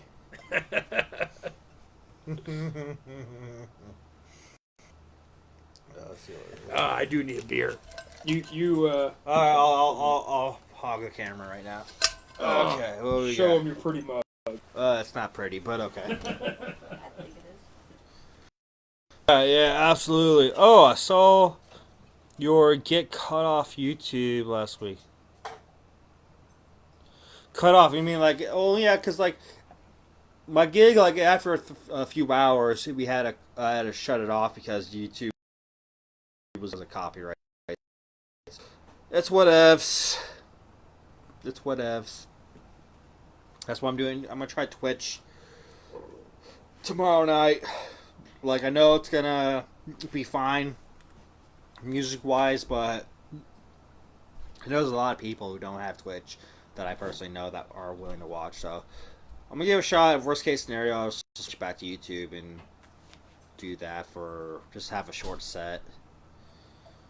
But we'll see how it goes. Well, I know that there are some crossover services that will let you stream to multiple platforms. I just wish I knew what some of them were called. I'd have to look them up. Because I know that, like, Ms. Mayer was talking about that she was streaming live on Facebook and YouTube at the same time through some service. Oh, I will love to fucking do I don't know that. what she uses, though, to be honest. She would have to comment. Yeah, but it was less picky than Facebook, because when I was starting, I was originally doing only Facebook, but like Facebook will get on my case on copyrights like every 45 minutes to an hour, let alone with YouTube. Like, I didn't start having issues with it until after 3 hours of my set, which it's pretty decent. So I'll just worst case, I'll just start doing a 3 hour set, which is fine because that's like, for me, I start at 9 and then I'll just end at midnight. I mean, it's not the best thing, but like, it's something that I can do. Well, people can, I can get a big variety of people to watch. Yeah. And if you get a couple hours, people will log in and log out when they need to or whatever, you know. Yeah.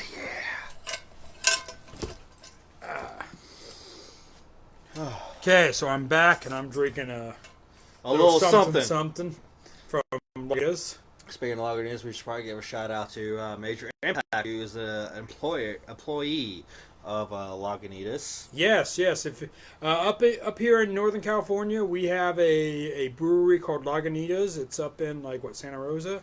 It's somewhere. Or Petaluma, somewhere. Anyway, it's up that way, up by Napa somewhere, Sonoma County. Yeah, it's in that area. But I mean, you can find Lagunitas at most stores. They're pretty well known. You mostly get them at IPA. Well, yeah. It's all caps IPA. It's your common IPA drink you can get. It's in California. I don't know what other states have. But their little something is like their sour, which is really good. Yeah. It's got a real good sour taste. Like, seriously, like, I'm not a big IPA hoppy person, but Major Impact, he will bring like a bunch of like Lagunitas to Ghoulcrest for us to drink as our beer selection. And I tried the little something, and like it was more tolerable than your typical Lagunitas IPA. So I was able to drink it with ease. Yeah, yeah. So I'm drinking a little something tonight. Drinking some Lagunitas in honor of a Major Impact. Yeah, major for major For Major. for the major. Okay, we got more comments. We got a couple new comments. Let's see. It's all by Herbert. Okay, that's fine. Even tried doing separate. What's that? By the way, I mentioned sarsaparilla. Yes, I did mention.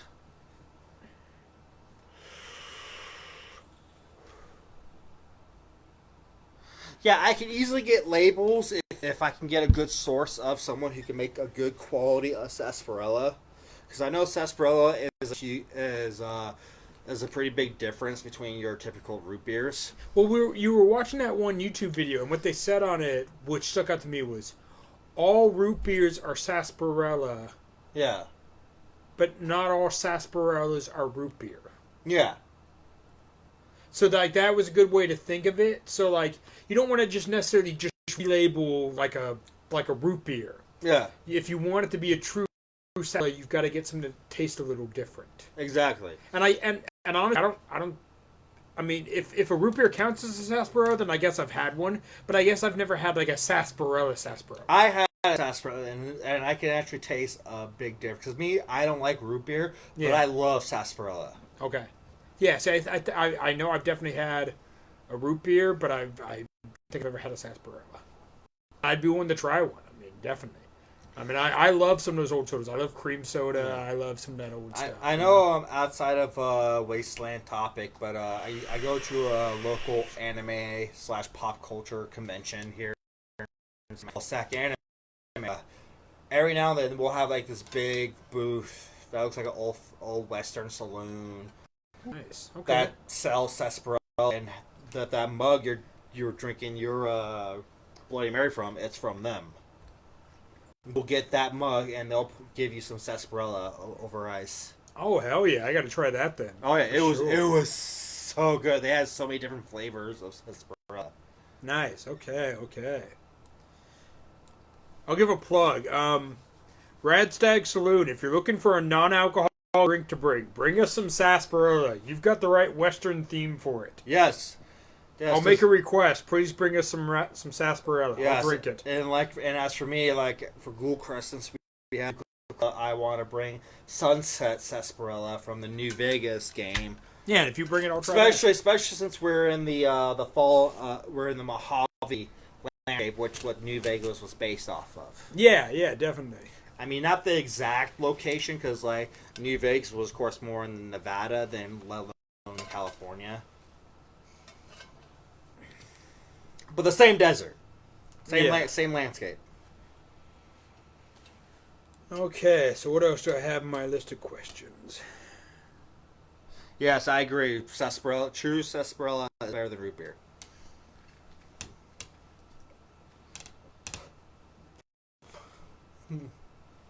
What we got?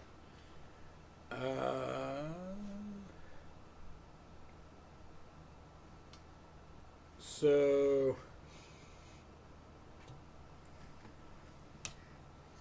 some of your favorite nighttime activities, besides just like I mean, obviously you DJ a lot, but I mean, you can list your DJing, of course. No, I'll say DJing, especially since like last Wasteland, majority of my nightlife was DJing. Yeah, you did have a lot of sets. You It had, was like, one every night, literally, right? oh yeah, almost every night. Like I had one night off, and that was fucking Thursday. Yeah. Did you come and drink at the Dead Men's Bar that night with everybody else? Oh fuck yeah, that was the night. That was the night. Because I remember That was the night Captain went out to and the Major, and then like I was there too. Corporal with with her twin, the twin with the doppelganger. doppelganger. That's Yeah. doppelganger. Yeah. It was scary, and then the fact that they switched hats made it more scary, because then it threw me off, because I was in my mind like, Corporal, wait, what the fuck? Yeah, which one? Yeah, you're Corporal, but you have a different hat. Right? You had to do like a double take. And then I even told him later, like, no, there's actually fucking 3 of you. I found a third one. What? Yeah, there's a third one out there. Really? Yeah, there's a third corporal punishment out there. There's a third ganger. Then we must find her. They're cloning. They're cloning. They're cloning, multiplying. and they're gonna plague the wasteland. They are making corporals in a lab somewhere. Yes. Save yourselves. There's gonna be too many little Irish women in the wasteland. And no more knives. They will have They'll have knives. all the knives and all the tea. Oh no! Oh no! Yeah, they'll have all the tea, and there's nothing you can do about it. Damn it, because they have the knives. Damn it. A terrible combination. Right? How am I going to get any tea? Speaking of Corporal, Yes. she wanted to just talk about Oh, her yeah. photo Okay. So, scrapbook thing. Yeah. people who are watching right now, and you are a member of the Ghoulcrest Hunting Club, if you have any pictures taken at Ghoulcrest, please. Go ahead. Do pictures at Hunter's Night count? Maybe Okay. I'll send them just in case. You never know. But Yeah. But primarily Ghoulcrest. Okay. Because I know I have a bunch of pictures from last Hunter's Night. Yeah. Yeah. Primarily Ghoulcrest. I'll leave it at that. And you email them to ghoulcresthc@gmail.com. I think it's HQ. No, it's C because Ghoulcrest Hunters Club. Okay. Yeah. All right. I know they have also like I think Ghoulcrest HQ is their That's Instagram. where they. Yeah, probably. But no, that's the email. Ghoulcrest HC stands for Hunters Club. Yeah, sure, of course. And yeah, Ghoulcrest HC at Ghoulcrest HC at Gmail. Okay. You'll send the pictures of Ghoulcrest. If you have Hunter's Night, send them. But I'm pretty sure preferably they don't want Ghoulcrests in general.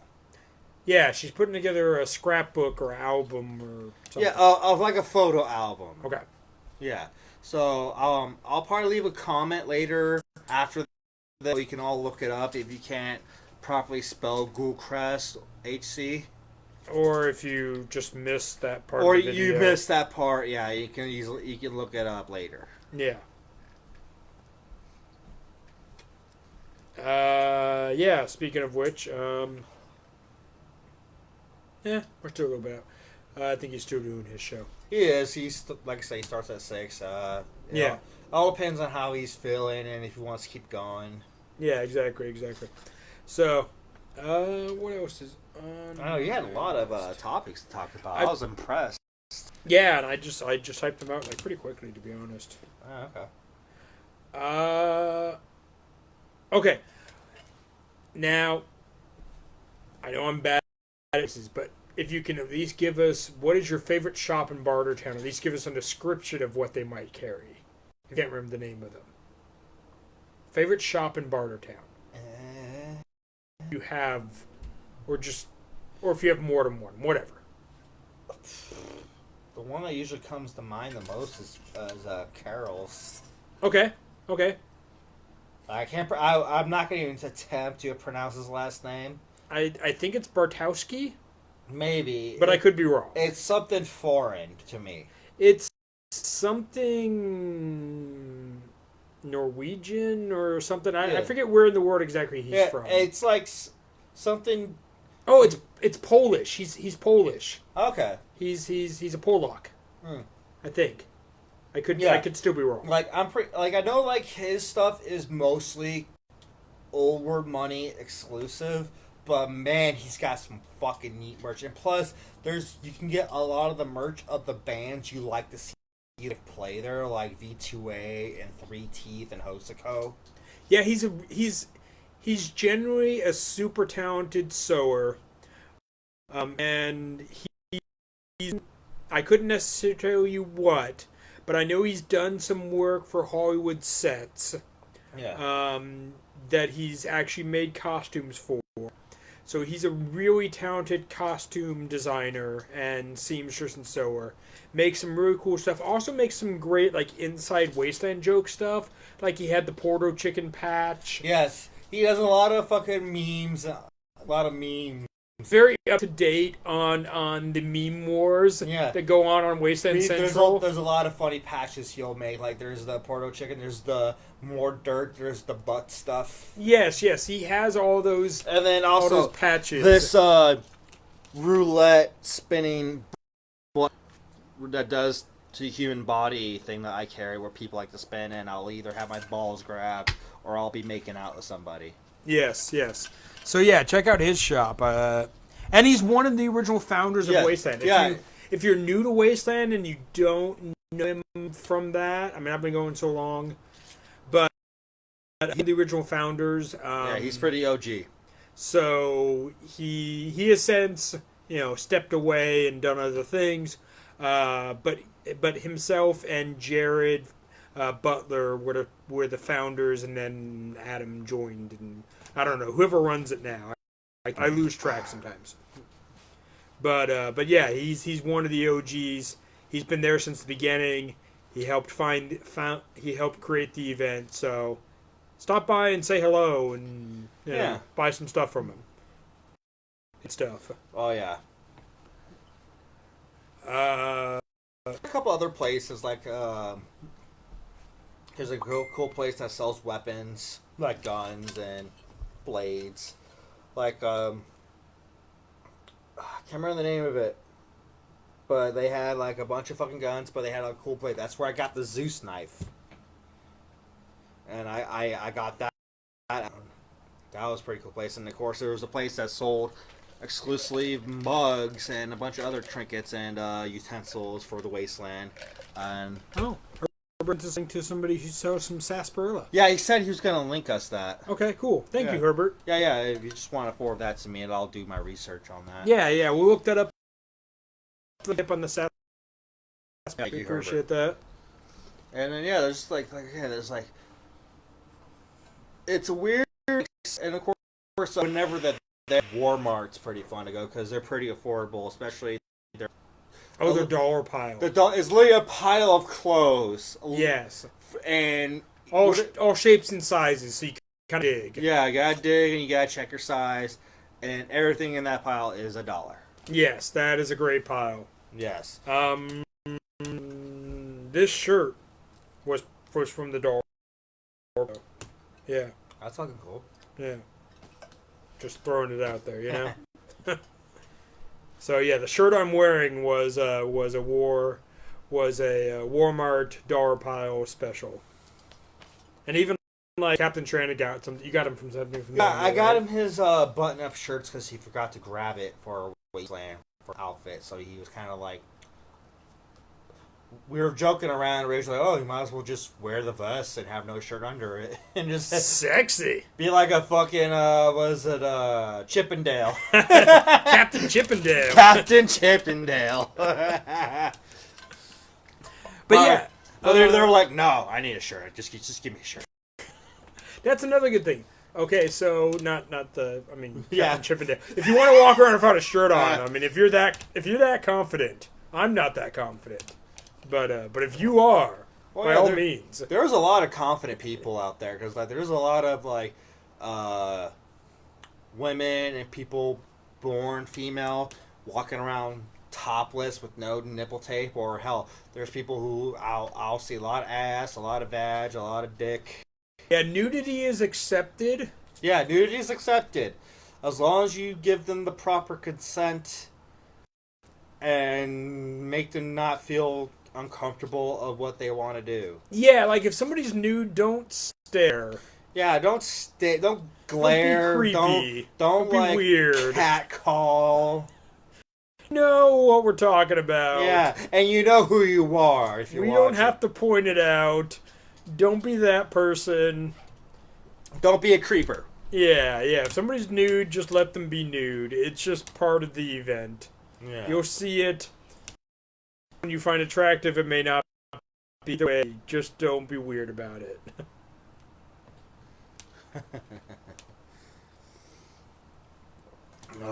And you can be, and if that's how you choose to be, you want to be topless or pantless or completely nude, like that's on you. You're braver than even I am because I will not be nude out there. I'm just saying. But if you have a pretty basic Wasteland look, go to Bartertown. Yeah. Walk in there, and by the time you make your way through the entire Bartertown, you might have stuff for a whole new outfit for you. Yeah, absolutely. Through bartering and old world money, you can get tons of accessories and walk out with a whole different look. Well, it's like boots, weapons, armor, shirts, accessories, a patch, something you can probably add on. I found a nice, fuck, what was it? I forgot. I don't know. I forgot. You found something.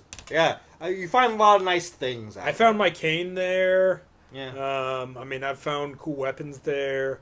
One of my campmates got me this. Oh, it's on this side of the hat. Sorry.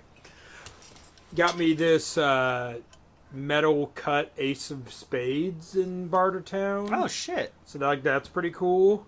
You know, just like random stuff. You know, that's so I mean, there's lots of. You'll find things you didn't know that you absolutely wanted. You'll see it and be like, I need that. That has to be mine. And I never knew it, and I never knew I wanted it, but now it has to be mine. You will find that stuff in Bartertown, absolutely. And then just your average, everyday accessories. If you need a cup, if you need a plate, if you need a pair of boots, because your boots that you brought fell apart. If you need a different shirt, because you've worn that same shirt for like 3 days. Like, go to Bartertown. You will find it. You know? Oh, yeah. Just be willing to bring some old world cash or some things to barter. Go by whatever rules the booth has. If they take barter, great. If they don't, and that's all you got, just move along. You'll find somebody. And don't be afraid to ask random people who have barter carts and stuff, too, what they might have. Because people will love carts, carriages, little wagons and stuff that are willing to trade and barter. So don't be afraid to ask them too if they want to trade something, if they have something you might need. There's like two people I love their little sell pitch. Like I can't remember one of them is, but like have the most interesting accent, and they'll have like a little, the cigarette tray thing on them. Oh, yeah. And she'll have, like, this interesting accent. And she'll have, like, a bunch of trinkets and condoms and other lighters and... Awesome. Other shit. And then there's, of course, my friend Sora. She'll have her sales pitch. She'll have bones or things that give her. Which are basically Polaroid pictures of her nude. Or them nude, I should say. Oh, okay. And, oh, my God, it is... perfect pitch. I have bones or things to give you boners. And it's like, that is amazing. That is the best sales pitch I've ever heard in my life. That's great. I mean, definitely. Yeah, there is so much variety that if you want something really unique, you may only find it one place, which is the Wasteland.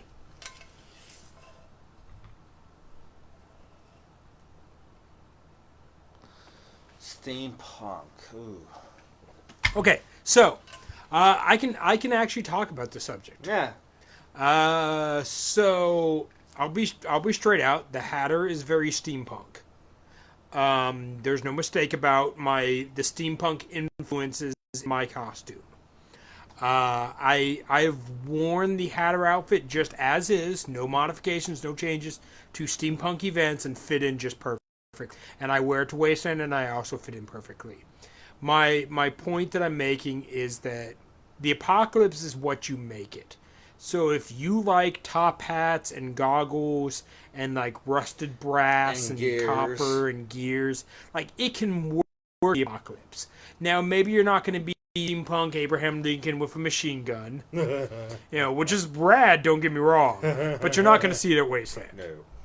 But there are definitely ways to bring in a steampunk influence into Wasteland. The way I like to talk about it for myself is Hatter is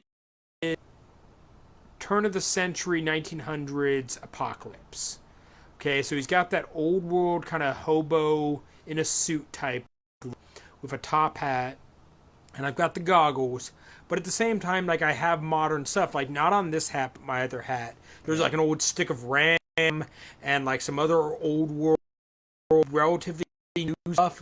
But the way it's blended in, it just works. So if you want to do steampunk, it takes a certain type of, in a sense, but there are definitely people who have outfits that are steampunk themed or Victorian apocalypse is what they sometimes call it. If you're steampunk, if the apocalypse happened in the Victorian era, there is a whole subgenre for that. There are books and comics and artwork and a ton of Wastelanders, especially for their Wasteland formal for the ball. Ooh. Like a bunch of them do the Victorian apocalypse look. That is a subgenre that exists. Look it up. There's a ton of inspiration. I use a lot of it for my own look. I personally never did the Wastelanders official ball, but I've seen a lot of pictures, and the outfits that people come up with are just phenomenal. Yeah, and they do a lot of Victorian apocalyptic themes. And a lot of it they come up with on their own, but it would definitely fit into that subgenre of Victorian apocalypse. You can find a lot of art online dedicated to that concept. Like I said, there are books and comics. Not too much movies. It's not really a thing that's hit enough mainstream, but it's definitely out there. So if you want to do a little bit of steampunk, just be willing to think outside of the standard steampunk kind of cliches. You're good. Like, what are you doing?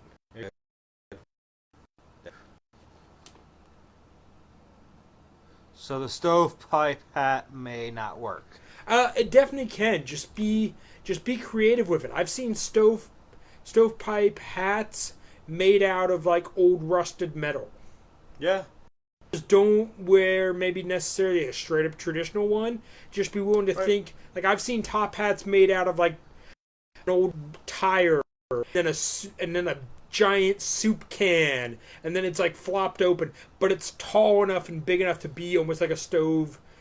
Stovepipe, I guess, hat. For your mindset, think more of a Mad Max Fallout look than a steampunk look. But I do liken it to what if the apocalypse happened in the Victorian era. There's a way to do that. I mean, my Hatter outfit absolutely falls into that. Look at like look at what Captain Stranded wears with his straw hat and his button-up shirt and his vest. Like, that's totally 1920s, 1930s era. Yeah. His whole look. Look at Corporal Punishment. She has a very Victorian dress that she loves to wear with her that hunter's helmet. Well, her pip helmet. Yeah, okay. Yeah, her pip helmet. Pip helmet. Yeah, her pip helmet. That's a old Victorian, like, explorer era type look. And they're not the only ones. There's a lot of other Wastelanders who do that type of look. Oh, yeah. So, yeah, it definitely happens out there, and it can work. Just don't just stop at just steampunk. Keep going past steampunk. Throw in some modern stuff on top of it. Yeah. But it will definitely work in the apocalypse. I'll have to say that years and years ago, when it was early on at Wasteland and I wanted to do more steampunk, I received a little more criticism. But the concept has grown over time, and it's definitely really, really well received and accepted now. Oh yeah, totally. So yeah, you will find like-minded steampunk apocalypse or Victorian apocalypse people out at Wasteland. I am definitely one of them. With my top hat and goggles. Yeah, right. Right? Very, very well. If you want to do steampunk, just add goggles to it, and gears. Yes. And there are gears on my hat. I mean... The Pac-Man. I have the Victorian Pac-Man going on. See? See that? Fucking love it. Right? A gamer like that gives like Yeah, and it's very subtle. Like that's the thing you got to think of too. It's just ways where it's like it's kind of subtle. And then you got your flash from Wasteland Elvis. Yeah, yeah. And this is my other hat, my daytime hat. That's lighter and easier to wear. Because you don't have enough shit on it yet. I'm trying to purposely keep this hat lighter. Okay. Trying to keep less stuff on it. Although it has started to grow. Yeah. We'll see. We'll see. I'll just make another hat if it gets too heavy. Exactly. It'll add to your collection of hats. Right, right. Okay, let's see here. What do we have?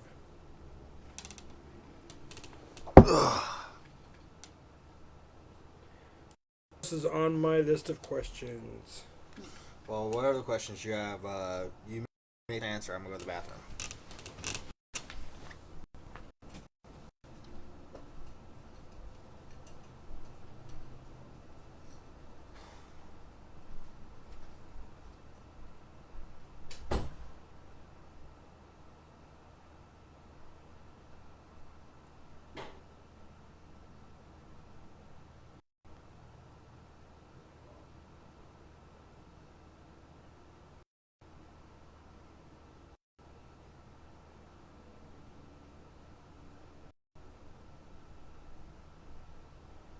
Oh, sorry for the dead air. I was messaging somebody back on the chats, on the interwebs, on the tubes. Let's go back to my questions that I've typed up for ourselves. So let's see here. We did favorite vendors. Wake up routine. So this is something that's important. I'm going to talk about my wake up routine for Wasteland. So after a long night of drinking and partying, medium, we'll say.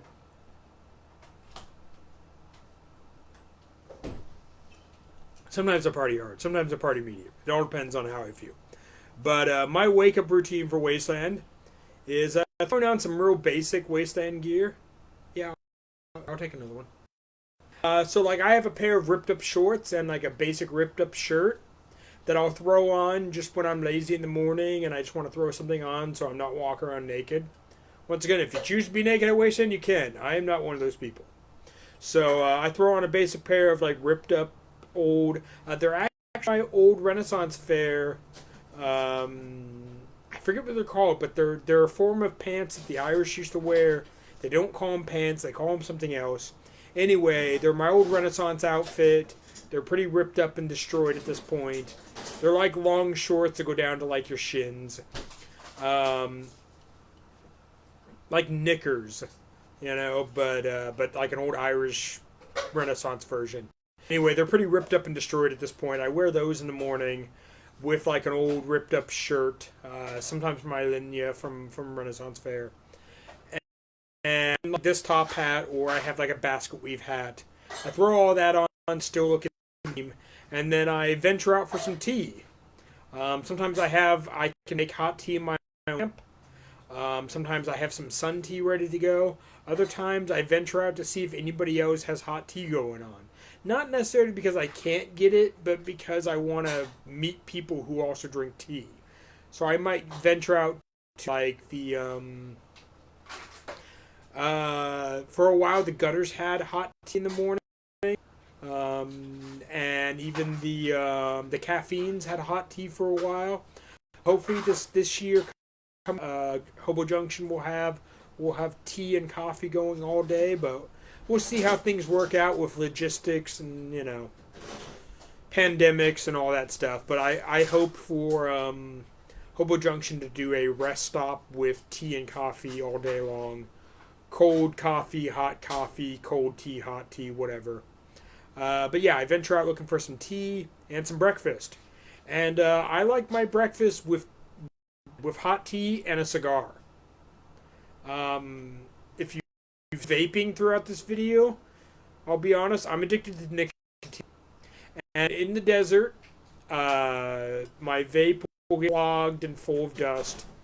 So I tend to just leave it in my tent and not use it. But I still get a craving if I can. Start me off with a cigar, hot tea, and whatever breakfast I can find. And that's kind of my Wasteland morning routine. And my campmates have commented on it. I will literally have my plate sitting in my lap with my food, my hot tea in one hand, my cigar in another hand. Trading up, puff, take a sip, put that down, take a scoop with my fork, take a bite, take another puff, take a sip. Like, I'm just going back and forth and just doing all this until it's all done. And then, like, I'm in that right mindset where I'm awake enough and I'm not as hungover as I was, and I can finally deal with the world and people and everything else. So, like, I don't drink coffee. It doesn't sit well with my stomach. It makes me sick. So I drink hot tea or sun tea or any kind of tea with caffeine in it. Especially out there in the desert, I still want my caffeine. Maybe a Gatorade in the morning, and then some kind of breakfast. I don't care if it's eggs, bacon, biscuits and gravy, leftovers from last night, can of SpaghettiOs. Try to eat something in the morning, because before you know it, that sun's going to be up and cooking. And if you have not eaten and drank enough water by then, that dehydration and that hangover is going to hit you hard. And before you know it, you're going to be out, and you're going to sleep like through the whole day, wake up like sunburned and exhausted and dehydrated, just dead and gross, and you won't want to go out and party that night because you're sick. If I can encourage you to do anything in the morning, drink something, Gatorade, Monster, water, tea, coffee, something to help get you going.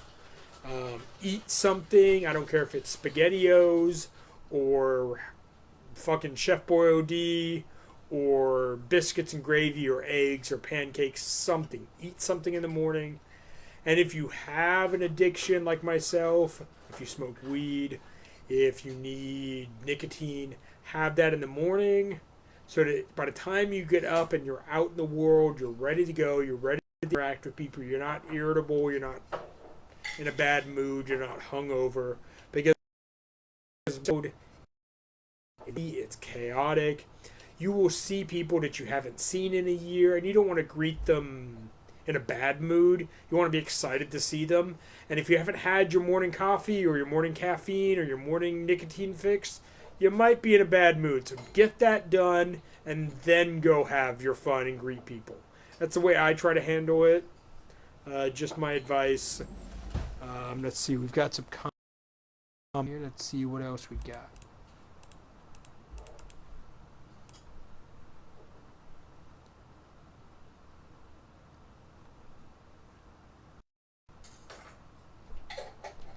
Yeah, make wake coffee is the best. Yeah, exactly. Like I said, if you need coffee, if you need something in the morning, favorite tea blend. Oh, okay.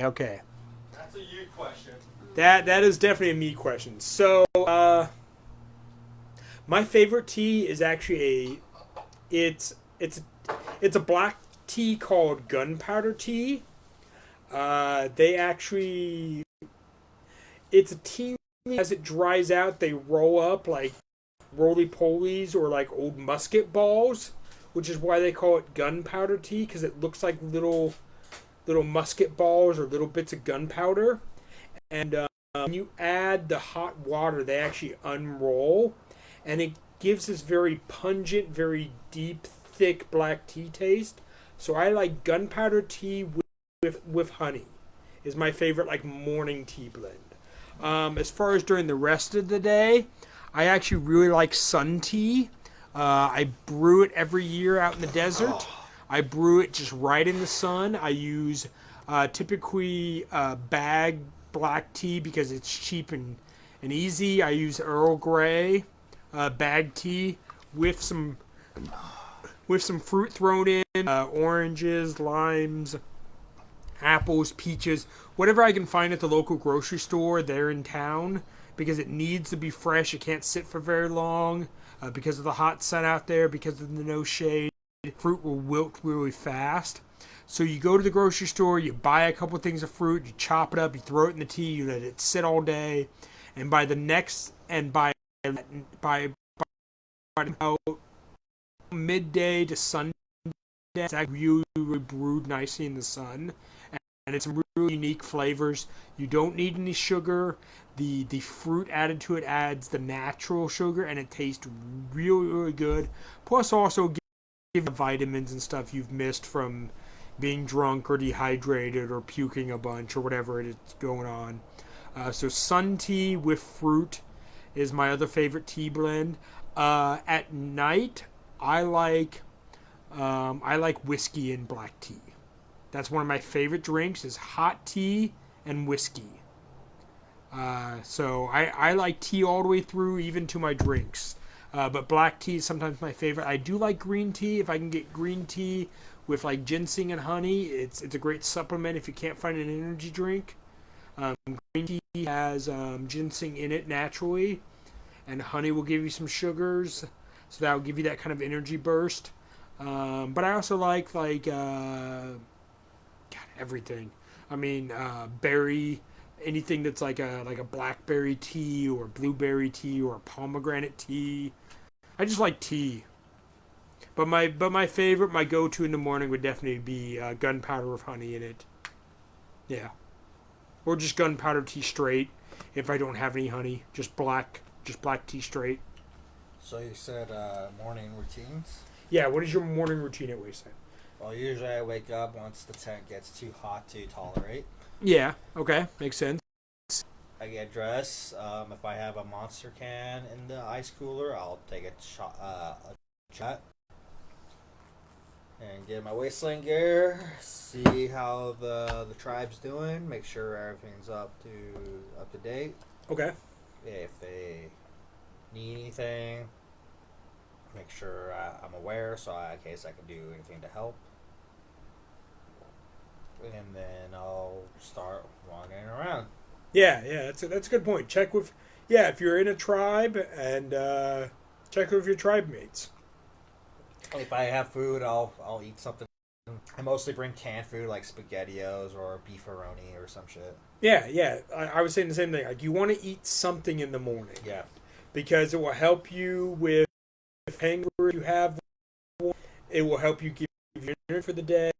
By the time a couple hours roll around and you're out wandering around, if you haven't eaten by then, like you really should have eaten. You'll feel the difference. Oh, yeah.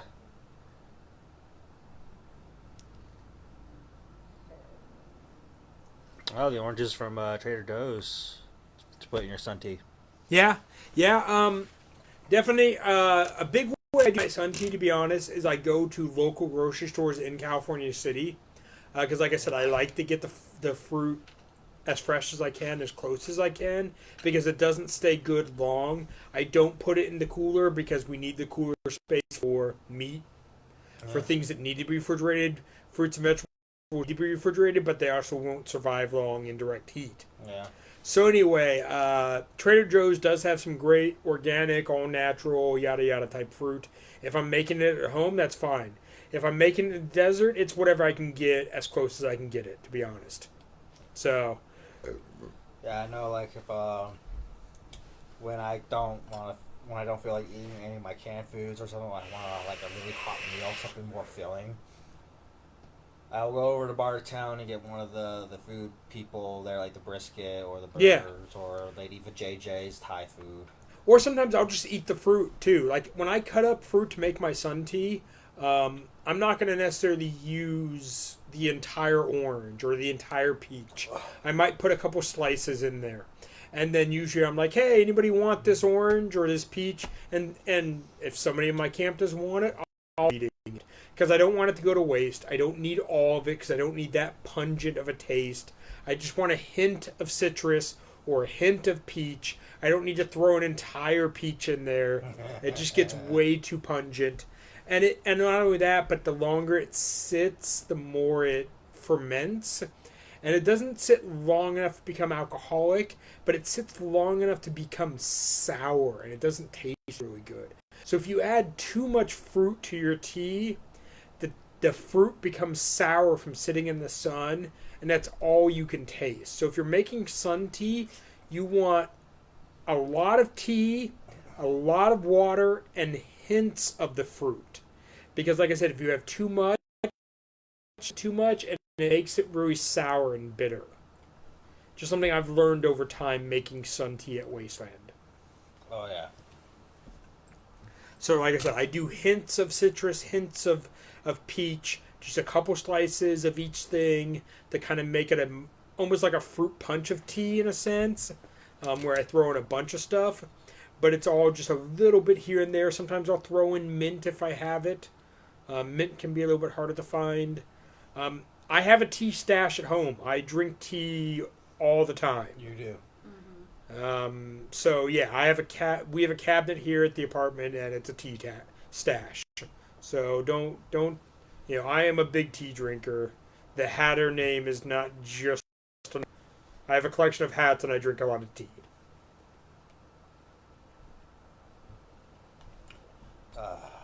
And if you like tea, come to my camp, and I will serve you tea.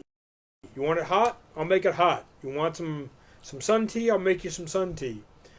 You want some cold tea? Well, you can add some ice to the sun tea. I'm not going to take time to ice tea. Like you can bring your own ice and add it to the sun tea. That's just the way it is. It's the desert. Ice is hard to come by, and I don't waste it on the tea. I use it on booze if I need to. I have my priorities. Thank you. I like my booze cold. My tea, I don't care.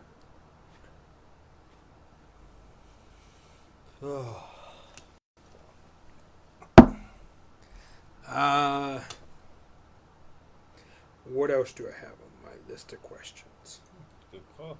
Yeah, because we got like about maybe 40 minutes left for our show. Okay, here's a good one. We got. What is your favorite, or if you have more than one, favorite post-apocalypse movie, or one you might recommend that if you don't know about the post-apocalypse, you gotta see? Okay, well, I know a good cop-out one would be like the Mad Max films. Okay, true. But I would say, like, out of all the Mad Max films, my favorite would probably have to be Thunderdome. Like, I know fucking Moth Eater, you know those, like, third place memes? Yes. Those, I don't know if you did it or you did it. It's just, like, fucking Thunderdome being the third place, and we got, like, the first Mad Max as second, and Road Warriors number 1. Yes. And I'm like, yeah, it's kind of true. Because, like, yeah, but, like, Thunderdome, like, it has the most memorable quotes and shit. And some of the most iconic backups. Yeah. Like Thunderdome itself. Yeah. Like Bartertown, the way it looks. Yeah. Like a lot of the aspects of, like, Wasteland Weekend comes from Thunderdome more than, like, maybe Road Warrior. Yeah, it comes from Bartertown. Yeah, definitely. I would agree.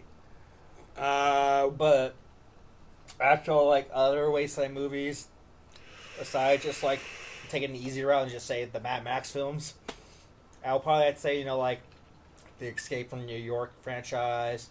If you want to get real interested in checking shit out, check out Turbo Kid. Turbo Kid. That's a good Turbo one. Kid. Like, last time I checked, you can still catch that film on Netflix. So if you have not seen Turbo Kid, I highly recommend that fucking film. It is amazing. BMX bikes in the apocalypse. Yeah, it's literally as the quotes for the credits. It is Mad Max on BMX. Yes. So we have those, and then we have, of course, Waterworld. Waterworld is going to be like a fan favorite of mine, despite how people say how it did on the box office. It was a fun film. It became a bit of a cult classic, absolutely. Because, like, it was totally a reverse Mad Max film. Like, instead of, like, oh, we need water and shit, no, we need dirt. We have too much water. Land. Yeah, it was the opposite. Yeah, Mad Max, they're in the eternal desert looking for water. Here, they're in the water looking for dirt. So, yeah, that's a good one. And, like, another one, but I think I'm pretty sure you're gonna be the one mentioning it because you're the one that introduced me to the film, and it's a pretty good film. So I'll probably leave you that one because I'm pretty sure that's gonna be on your list. Oh, I mean, for mainstream stuff, I actually bring a Samovar and make tea. Oh, nice. A weird one is the... I'll have to look that one up. Yeah. If there's like a... I was going to mention a weird one myself. Eh. So I have not seen the bed sitting room. I will definitely look that up. I'm definitely willing to check out whatever movies you recommend. Yeah. If you have some, recommend them. I'm open to any post-apocalyptic film. Speaking of which, like another one I forgot that, like an honorable mention, I will say is Blood of Heroes.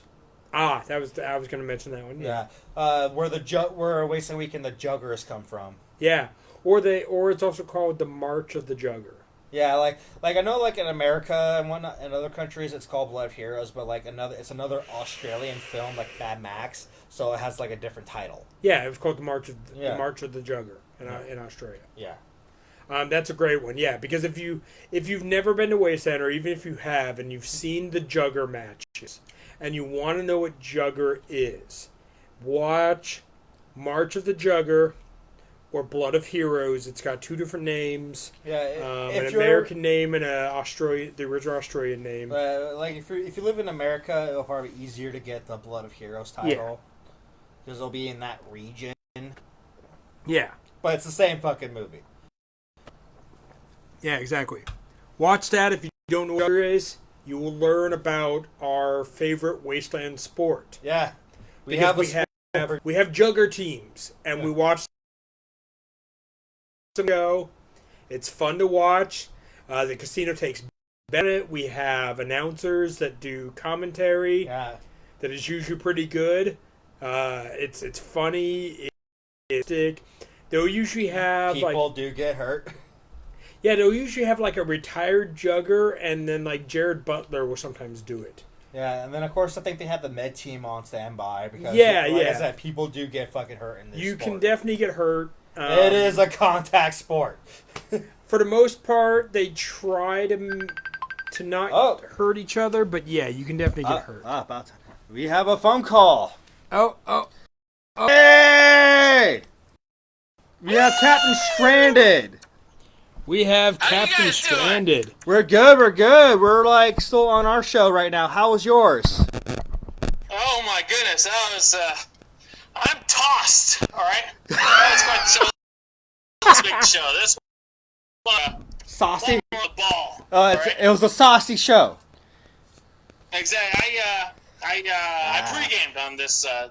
You pre-game. Okay, unlike what we did, Exactly. It was a bit of a late start. It was a bit of a mess, but it smoothed out pretty damn good. So I had quite the good list too. So what'd you make? I started off with it was mostly prohibition drinks is what I did. That was my theme for this. That's a good call. And started off with like a blinker. It was a lot of grenadine drinks and citrus drinks. So okay, it was quite the line. We did a blinker. We brought back the Caparina. All right. That one's right up your guys' alley, man. Muddle, muddle it and just smash them inside the glass. A little bit of sugar. Okay. And throw some rum on top, baby, and shake it up. I'm down for that. I am down for that. It's almost like grandfather to like the tiki drink, you know? Okay. So that's kind of like the old daddy, you know, how it used to be. Then I followed it with the 12-mile limit one, which is based on the ships off the coast. You know, where everybody used to go out and drink at because you couldn't drink in America. Oh, okay. And once you get past the 12-mile limit, they had no jurisdiction. Lots of ships would sit out there and be like floating casinos. So this one was based off of that. Amazing drink. That's the highlight of the night. Also did a ghetto tiki. Yes! I love the ghetto tiki. That one, I'm messed up. All right, I'm pretty trashed. Which one you got in your hand right now? Oh yeah, I'm messed up. Followed the ghetto tiki with the quarantine. Now this one wasn't like developed right now. This one was developed in like '39. All right. Okay. So in '39, called the quarantine. Everything in it, dude. It rocks the world. All right. It's like white rum, dry gin, dry vermouth, simple syrup, lemon juice, and orange juice. All right. Fuck. Holy shit, that one's It's a lot of work, man. I don't know. Let me taste it again. Just make sure. So that's the one he's got, the quarantine. Okay. Right here, I got a. Oh, he's got a cup of everything. He's gonna down every single Yeah, one. I got the whole line. Oh god, That's the 12 mile right there. the martini And then one. the coupe glass. That one's amazing. So. Okay. And then I did a virgin of the Caparina. Okay. That one came out okay. A little bit sweet. Needs a little bit of fine tuning before it goes to Wasteland. Oh. Finished off with the last word, and that's a brutal drink right there. That one. Ooh. It's if you mess up the ratios, it's gonna wreck your all right. So that's one of those ones. It's like you don't mess up. And naturally, I left that one to last. Of course. That was dumb. So anyway, but we did a thing. I don't know if you guys want to give a quick shout out, but we're trying to collect photos for Ghoulcrest. I did do that. That we can make a photo up. I did do that for you Did guys. shout? Yeah, Nice, I made man. the shout out, Appreciate and that. after Right this our show, I'm gonna leave the email link on the comments so people can find it. You're a hero, man. You're a hero. I do what I can. All right, guys. Well, it's good talking to you guys. You guys take care out there. Have fun on your show. I'm gonna keep watching. All right? Oh yeah, I'm gonna watch All your show once we're done with this one. Yeah, we'll check it out, man. Later. Huzzah! Huzzah! You guys have yourself a wonderful evening. You too. Oh, he's a hoot. Ah, Love that man. that was our lovely Captain Stranded. Yeah, the heart and soul of the Ghoulcrest. Yeah. Bartender, the builder. That is everything for that camp. The brains, the one that like the designer, like Yeah, fuck, he's yeah. the one that built that big ass fucking lovely bar. Yeah, exactly. He designed it. He built it. He makes all the drinks behind it. He puts all those lovely portraits that we have on the walls. Yeah, exactly. Like seriously, like the dude puts a lot of heart and effort into his fucking club, and it shows. If you've ever been inside the Ghoulcrest, thank the captain for his amazing work. And if you've ever had a drink, thank the captain for his amazing work. And if you've never had a drink from the captain, we recommend his Bloody Marys. Yes, that is his signature. But don't be fooled. He is a genuine as he was talking, and he knows how to make a ton of stuff. If he's got, he'll make it. And he like If he doesn't have the ingredients, he'll improvise. And if you bring him the ingredients, he'll definitely make it. oh yeah, totally. And he's like an old fashioned person. Like he loves the gin and old school type of mixed drinks. Like he was talking earlier, like the prohibition drinks he was just mentioning, of like drinks you made during that era. Yeah, he's a big fan of the pro era. I mean, if you look at the way his outfit is, Yes. and the way his bar is set up with the 1940s music, and I mean, he is definitely, he loves that old school cocktail, prohibition, dress, music, everything. So yeah, if you want some really unique drinks that in some ways have gone out of style and might be harder to find, talk to Captain Stranded. I bet you he knows what they are. Yeah. And like I said, if you're curious of how to make certain mixed drinks in your own home during these quarantine times, check out his Stranded after cocktail hour on his personal profile to learn how to make your mixed drink. His profile name's like Jerome Harland, Yeah. and like you can easily find him around. Like he's He's pretty active on the Wasteland groups. thank you. So you can find him Proper on words. Central or United or Northern Wastelanders or whatever. He's pretty active on all of them. Him or Captain Stranded, Devin. Major. He's Captain Stranded. Major Impact, Devin. You will find both of them. They are both very active and outgoing and talk a lot on the various groups or on their own personal pages if you're already friends with them. Watch Captain's cocktail hour to get lots of home remedies on how to get blitzed at home because there's no bars open. Yeah, that's pretty much what he's right at this point in time is pretty blitz and Right. oh, seriously, like oh my god, he is so fun to be around when he's been drinking. Like a rare feat. Like at Wasteland, he doesn't get drunk because he's so like. No. If you don't know Captain Trinity, he's as far as a bartender. So Wasteland, like he's hammered. He will have some drinks and he will relax and try to have fun, but he is not hammered at Wasteland. Not often. If you see him hammered, well, I mean that's an even better time. It's most likely when he's not fucking working behind the bar for Goldcrest, like when he was hanging out with the Dead Men. And, yeah, that was a lot of fun. And when last Wasteland, he couldn't do any heavy lifting, so he was pretty much telling us he was basically pointing to where we need to put shit. He had a lot of drinks like that, and he just got hysterical, and he's fun to be around with. Like he's not like the angry drunks. He's there to have a good time, and like you're gonna have a good time with Captain Stranded. Trust me, as a member of the Ghoul Crest, like I'll tell you what, like yeah, I can definitely certify. I mean, you won't see him, like I said, you won't see him necessarily hammered when he's on shift working Wasteland. But if he's out of the club, you want to catch him and you want to party with him. You have a great. He's a good drinker. He can hold his booze. He drinks a lot. Don't try to run with him because he will put you down. but you will have a good time. He'll drink your ass under the table. Oh yeah. He might not look like he could, but he could. Oh yeah. You'll be done, and he'll be just feeling a buzz. Yeah. And he'll give you shit too. Yeah, that's true. He'll drink your drink if you don't finish it. And you type of, I'm gonna fuck you up in a drink contest. Oh, I only got more comments. What about Herbert? He is a master mixologist. Yes, definitely. So here's the thing. There is definitely this old art form that is the cocktail.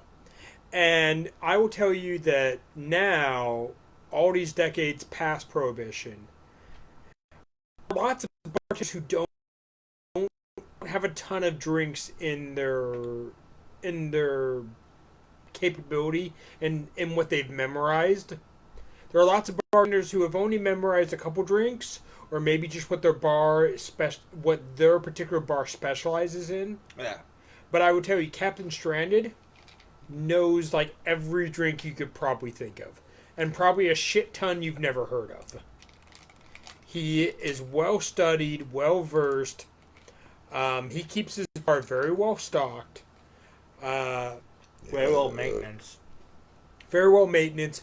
Plus, there are a lot of Ghoul Crest members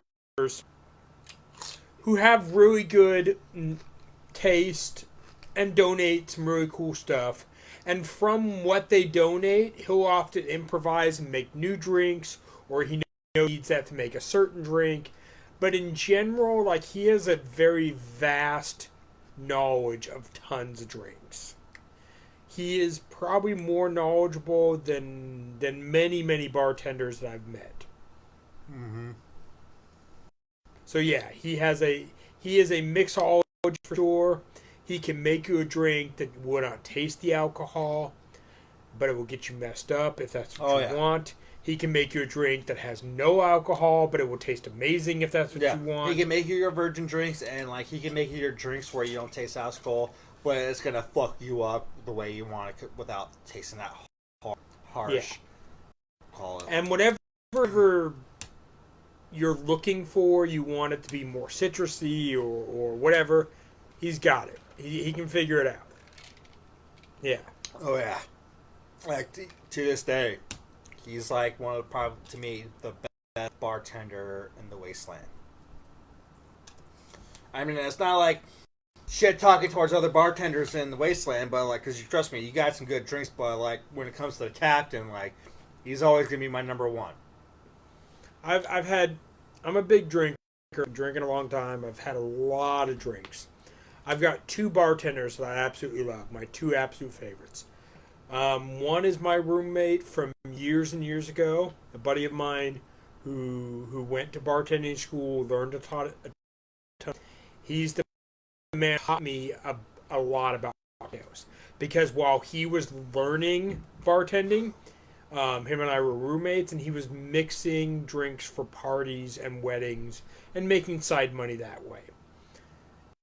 Anyway, that's one of my favorite old bartenders. He was my absolute number 1 favorite bartender for the longest time until I met Jerome at Captain Stranded. I would have to say on my own, they're both like a 10. Because I can't say that one is better than the other. And in fact, they're both super similar in the fact that they both love gin and tonic or gin and juice or like gin mixers. They both see gin the same way, where it's like sometimes you want to taste the gin, sometimes you don't. If you want to taste it, you drink this gin. If you don't, you drink this other gin. Like, they both have a very similar mindset. They're similar in body build and height. Like, you could switch either one of them, and I would drink everything they ever made. So, like I said, I have a hard time saying. As far as Wasteland goes, my absolute favorite bartenders is Captain Stranded. As far as when I've been to other parties that are outside of Wasteland, they're a tie, because my buddy Matt Pearson, who I've been friends with for like 20 years, had over those 20 years has made some of the best drinks I've ever had in my life, and then Captain is just right there with him. So you want to meet someone who's really studied in a lot of older styles and some really great mixed drinks, Captain Stranded, absolutely. Fucking it. And that's why we drink his Bloody Mary. His Bloody Mary. Based on his recipe.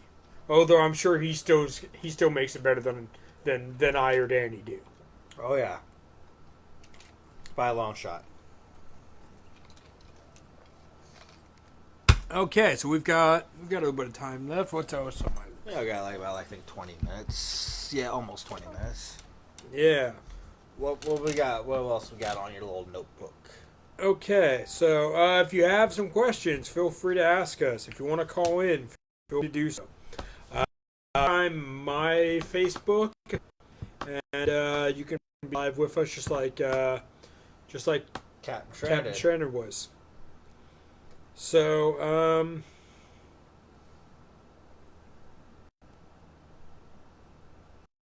okay, so let's get into, we were talking about earlier how sometimes you meet people fall over from Wasteland. Yeah. It might be a little difficult to think of specifically, but someone that you met at Wasteland from another part of the country or another part of the world that was like you, it's a special memory that you met somebody from this part of the country or this part of the world. Somebody that stands out. For me, there'll be 2 people. Okay. One, I don't know who they are, but they're from the dog store. Okay. They're literally from Australia. There you go. Was having a good chit chat with them, and they even gave me some coins from Australian currency. Nice. Very cool. And then that was fun. And the second person will have to be my buddy Paul, who's from Canada. Oh, there you go. Okay. Who made our Ghoulcrest flask. Oh, fuck yeah. Okay, cool. And he's a great fucking crafter. Like for Wasteland, he makes. I can search the web for that. No. I don't think there's a web for Paul, but we never know. Somehow I said fuck yeah, and it was like, I can search the web for fuck yeah. I'm like, what? Shut up, Google. No one's talking to you. But yeah, he's so fucking talented. I love his fucking artwork, and he has a beautiful partner who I always also chit chat, and that she does amazing fucking craftsmanship too, and They're both fucking cool. I always hang out with them during Wasteland, make sure how they're doing, and they're always checking up on me. And I always check out their craft, and again, I got their flask, and like they're pretty good. Okay. He makes wooden spoons too. Nice. Excellent. He'll like be there on his fucking table, just like carving a piece of wood and make a nice for you to use out in the Wasteland.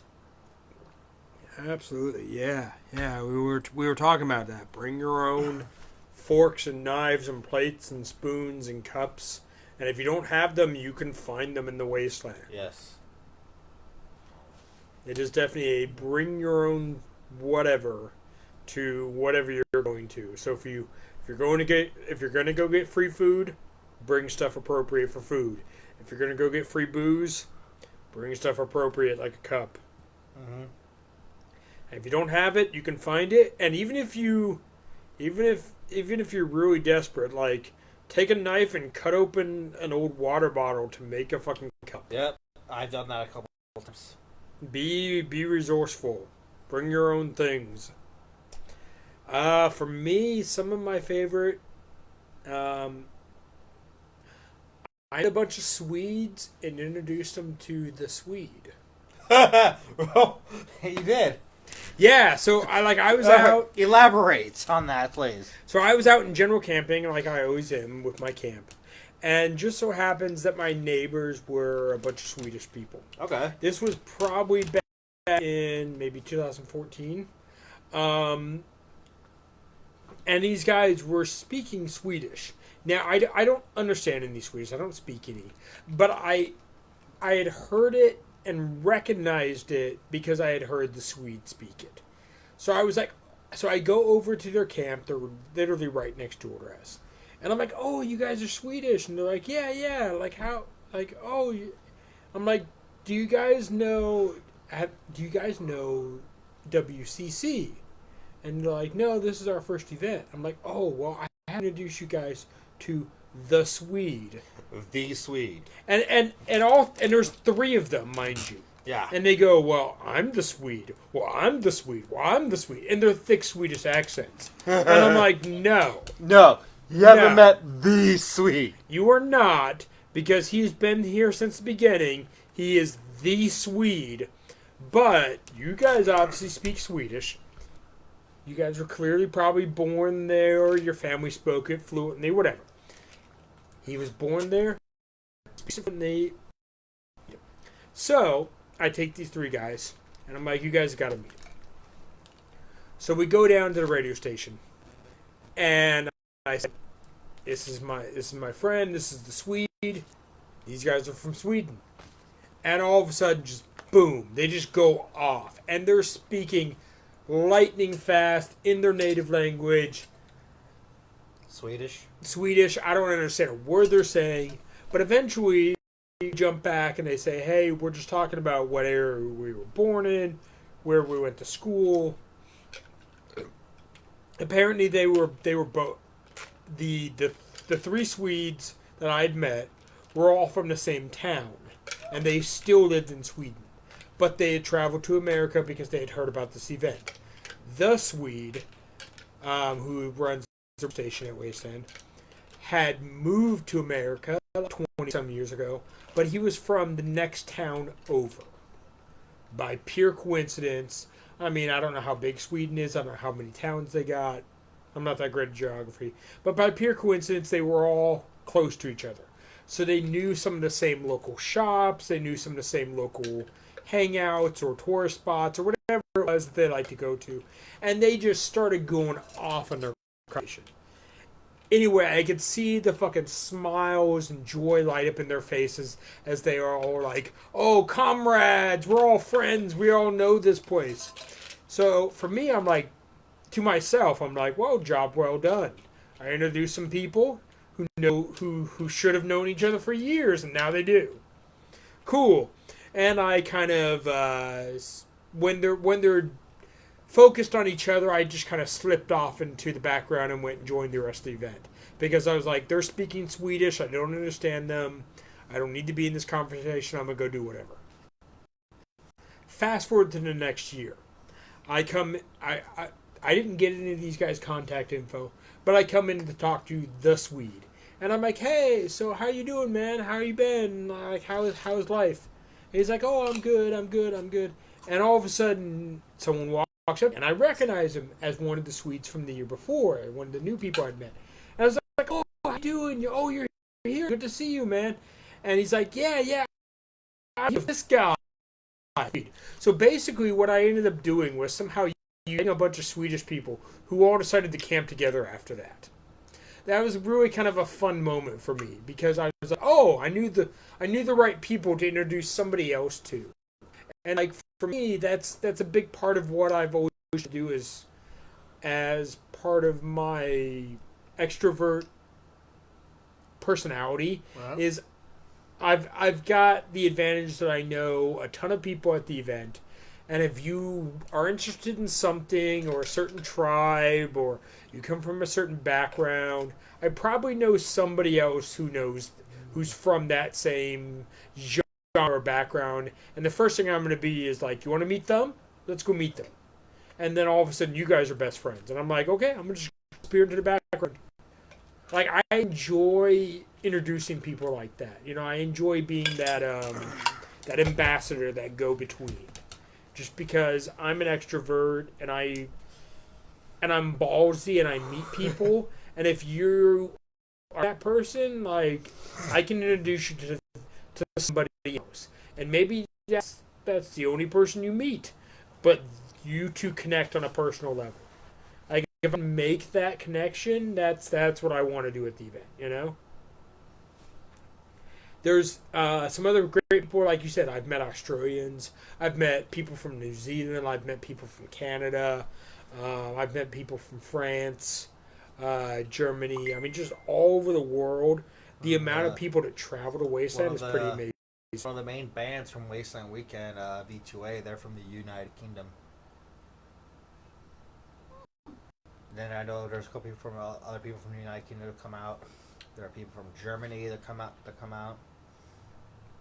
Yeah, I mean, it is definitely grown in its international influence over time. Oh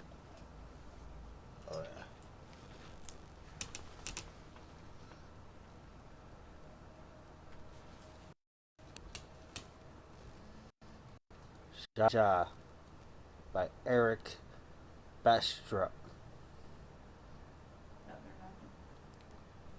What's up? He hangs with an Aussie unit. I wish to learn. Okay. I mean, Australian, of course, is similar to English, but they have a lot of their own slang. Unless maybe there's a indigenous language called Australian. If there is, I'm probably not familiar with it. Excuse me if I don't know all the cultures in Australia. But yeah, Australia definitely has its own slang, English, their own dialect of English, and there might be their own indigenous languages. Yeah, there are some amazing Australians at Wasteland. All the Mad Max movies, plus March of the Jugger, plus a bunch of other post-apocalyptic movies, were all filmed in Australia. So, like, we owe a lot of the post-apocalypse scene to an Australian influence. So, absolutely, I love running into Australian people. I love seeing their take on the apocalypse, because in many ways, they invented or contributed so much to the apocalypse that wouldn't exist without them. And so, absolutely, I love the Australians. There's a Mad Max event. There's a Mad Max museum in Australia that I know a bunch of Wastelanders have been to. I've never been to it, but Lord Humongous and several others have been to it. If you get a chance to go out to their Mad Max meetup in Australia, absolutely, I recommend. Like I said, I know Lord Humongous has gone. I know. I think the false prophet Tim Cottage has gone.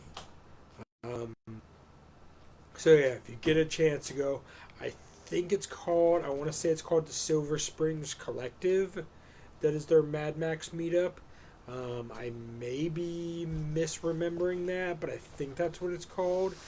But you can actually go out to a lot of the sites where Mad Max was filmed and see some of the iconic scenery and backgrounds. So if you get a chance to go out to some of the Mad Max meetups in Australia, absolutely do it. I know in other parts of the world, there's like a big European post-apocalypse that happens every year. Japan, there's no airsoft post-apocalypse event. We've had a bunch of the Japanese people come over the last couple years, and then they go back and they do their like airsoft LARP thing, and that's pretty cool. And we've had some Wastelanders go over to that. So if you get a chance to travel the world and do some other post-apocalyptic events, there's also a bunch here in the U.S., like Aftermath and Nukelana and all that. Like if you get a chance to do those, if they're in your local area or you want to travel or you happen to be traveling, check them out.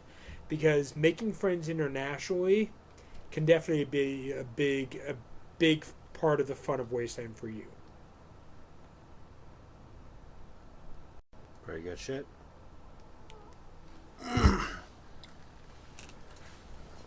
Okay, I got 7 minutes. We got a few minutes left. Let's see here. Let's see. What do I have left in my notes? Because I know we've covered most. I think still have like a lot of them. Well, I mean, we've actually made our way through a decent amount.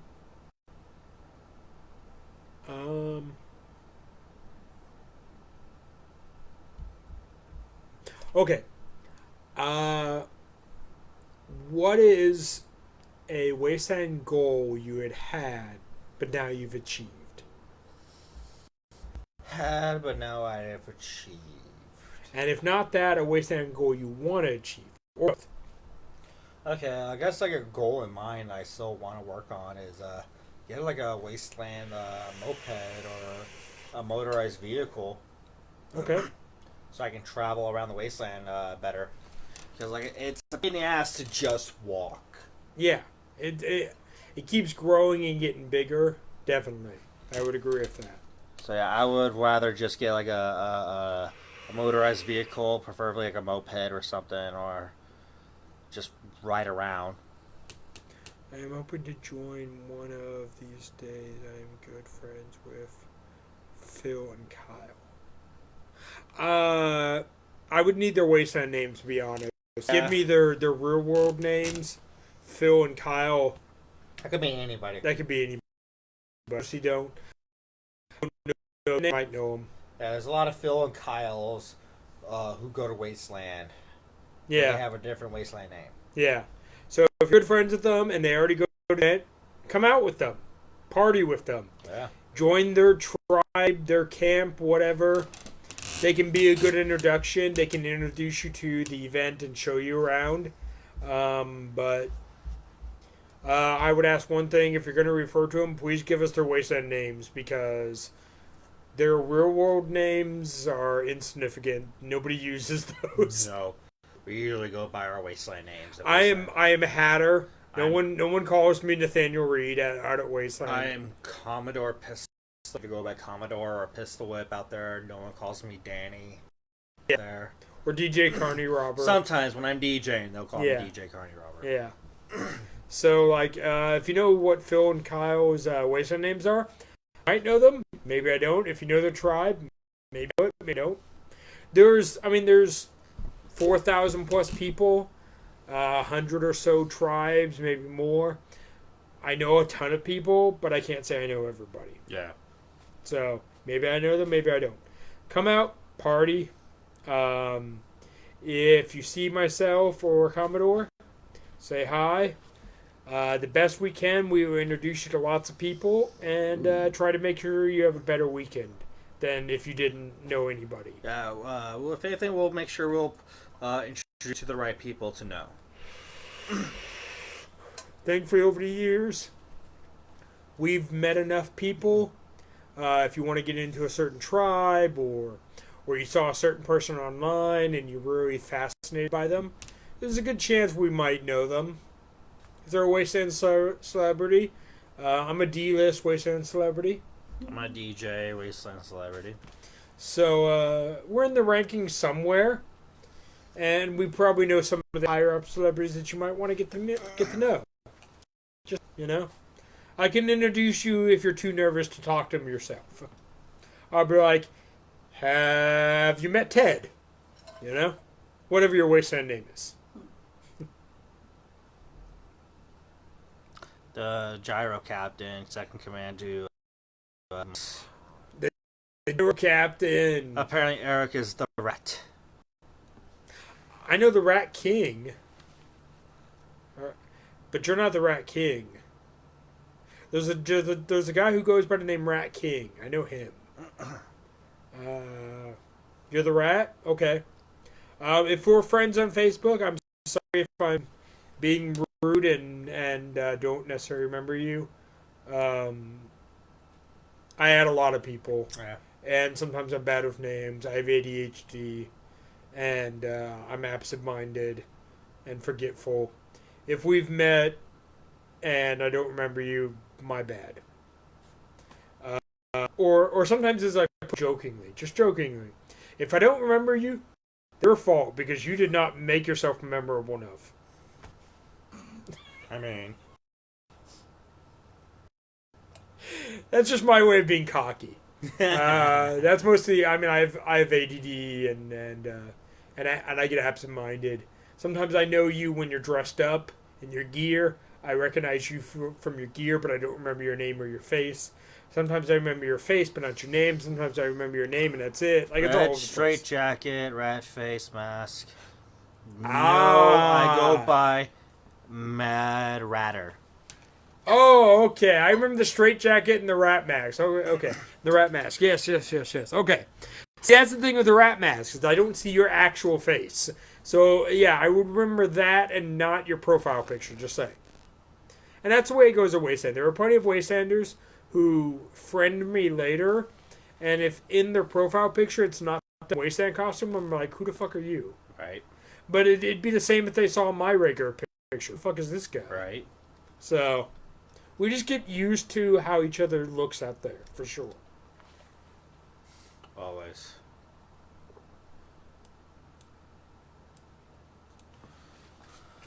Everyone knows my gear. There's a ton of Wastelanders, and I am horrible with ad names. I have been going since 2012. Oh, shit. You're an OG like myself, Yeah. man. So I've been going since 2011, so you're right there with me. It's 8 o'clock. On that, we are going to end our show. We have always scheduled this from like 5 to 8, 3 hours long enough. By then, we're getting pretty buzzed. Pacific time for those who are in different states. Yeah, by the time it's been about 3 hours, we're getting pretty buzzed, so we should probably cut it off. Yeah, before we get stranded going. Well, before we just get just not worth watching, because we're just going to be drunk and gibberish. And Yeah, and then our watch list is going to hit 0. people are just going to be like, fuck these guys. Right. They're a bunch of drunken morons. Right. Fun to watch. So anyways, thank you all for joining us tonight. Like I said, we're here every Saturday from 5 to 8 p.m. Pacific time. We'd like to hear more from you on our later shows. If you, again, don't be shy to call us. We'll be happy to answer and chat with you guys. Or message us. Or also check out DJ Carney Robber Pistol Whip here on Sunday nights, Pacific time at 9 p.m. He'll post up YouTube, Twitch, whatever. We'll figure all that out. Yeah. If you want to hear some good classic industrial, dark wave, and goth music, check this guy out. And he also DJs at Wasteland if you've never been, or even if you have been and enjoy his stuff, check it out. And donate if you can. Support your local DJs and artists. I have PayPal and Cash App. Hold on, thank you guys. See you next week. Have a good eve. We'll catch more next week. Yeah, we will do this again next Saturday, and we'll keep doing it every Saturday until the quarantine ends, and maybe even afterward if you guys enjoy it and we keep having fun with this. Yeah, I'm having a good time. Yeah. All right, guys. So y'all have a good night. And huzzah! Huzzah!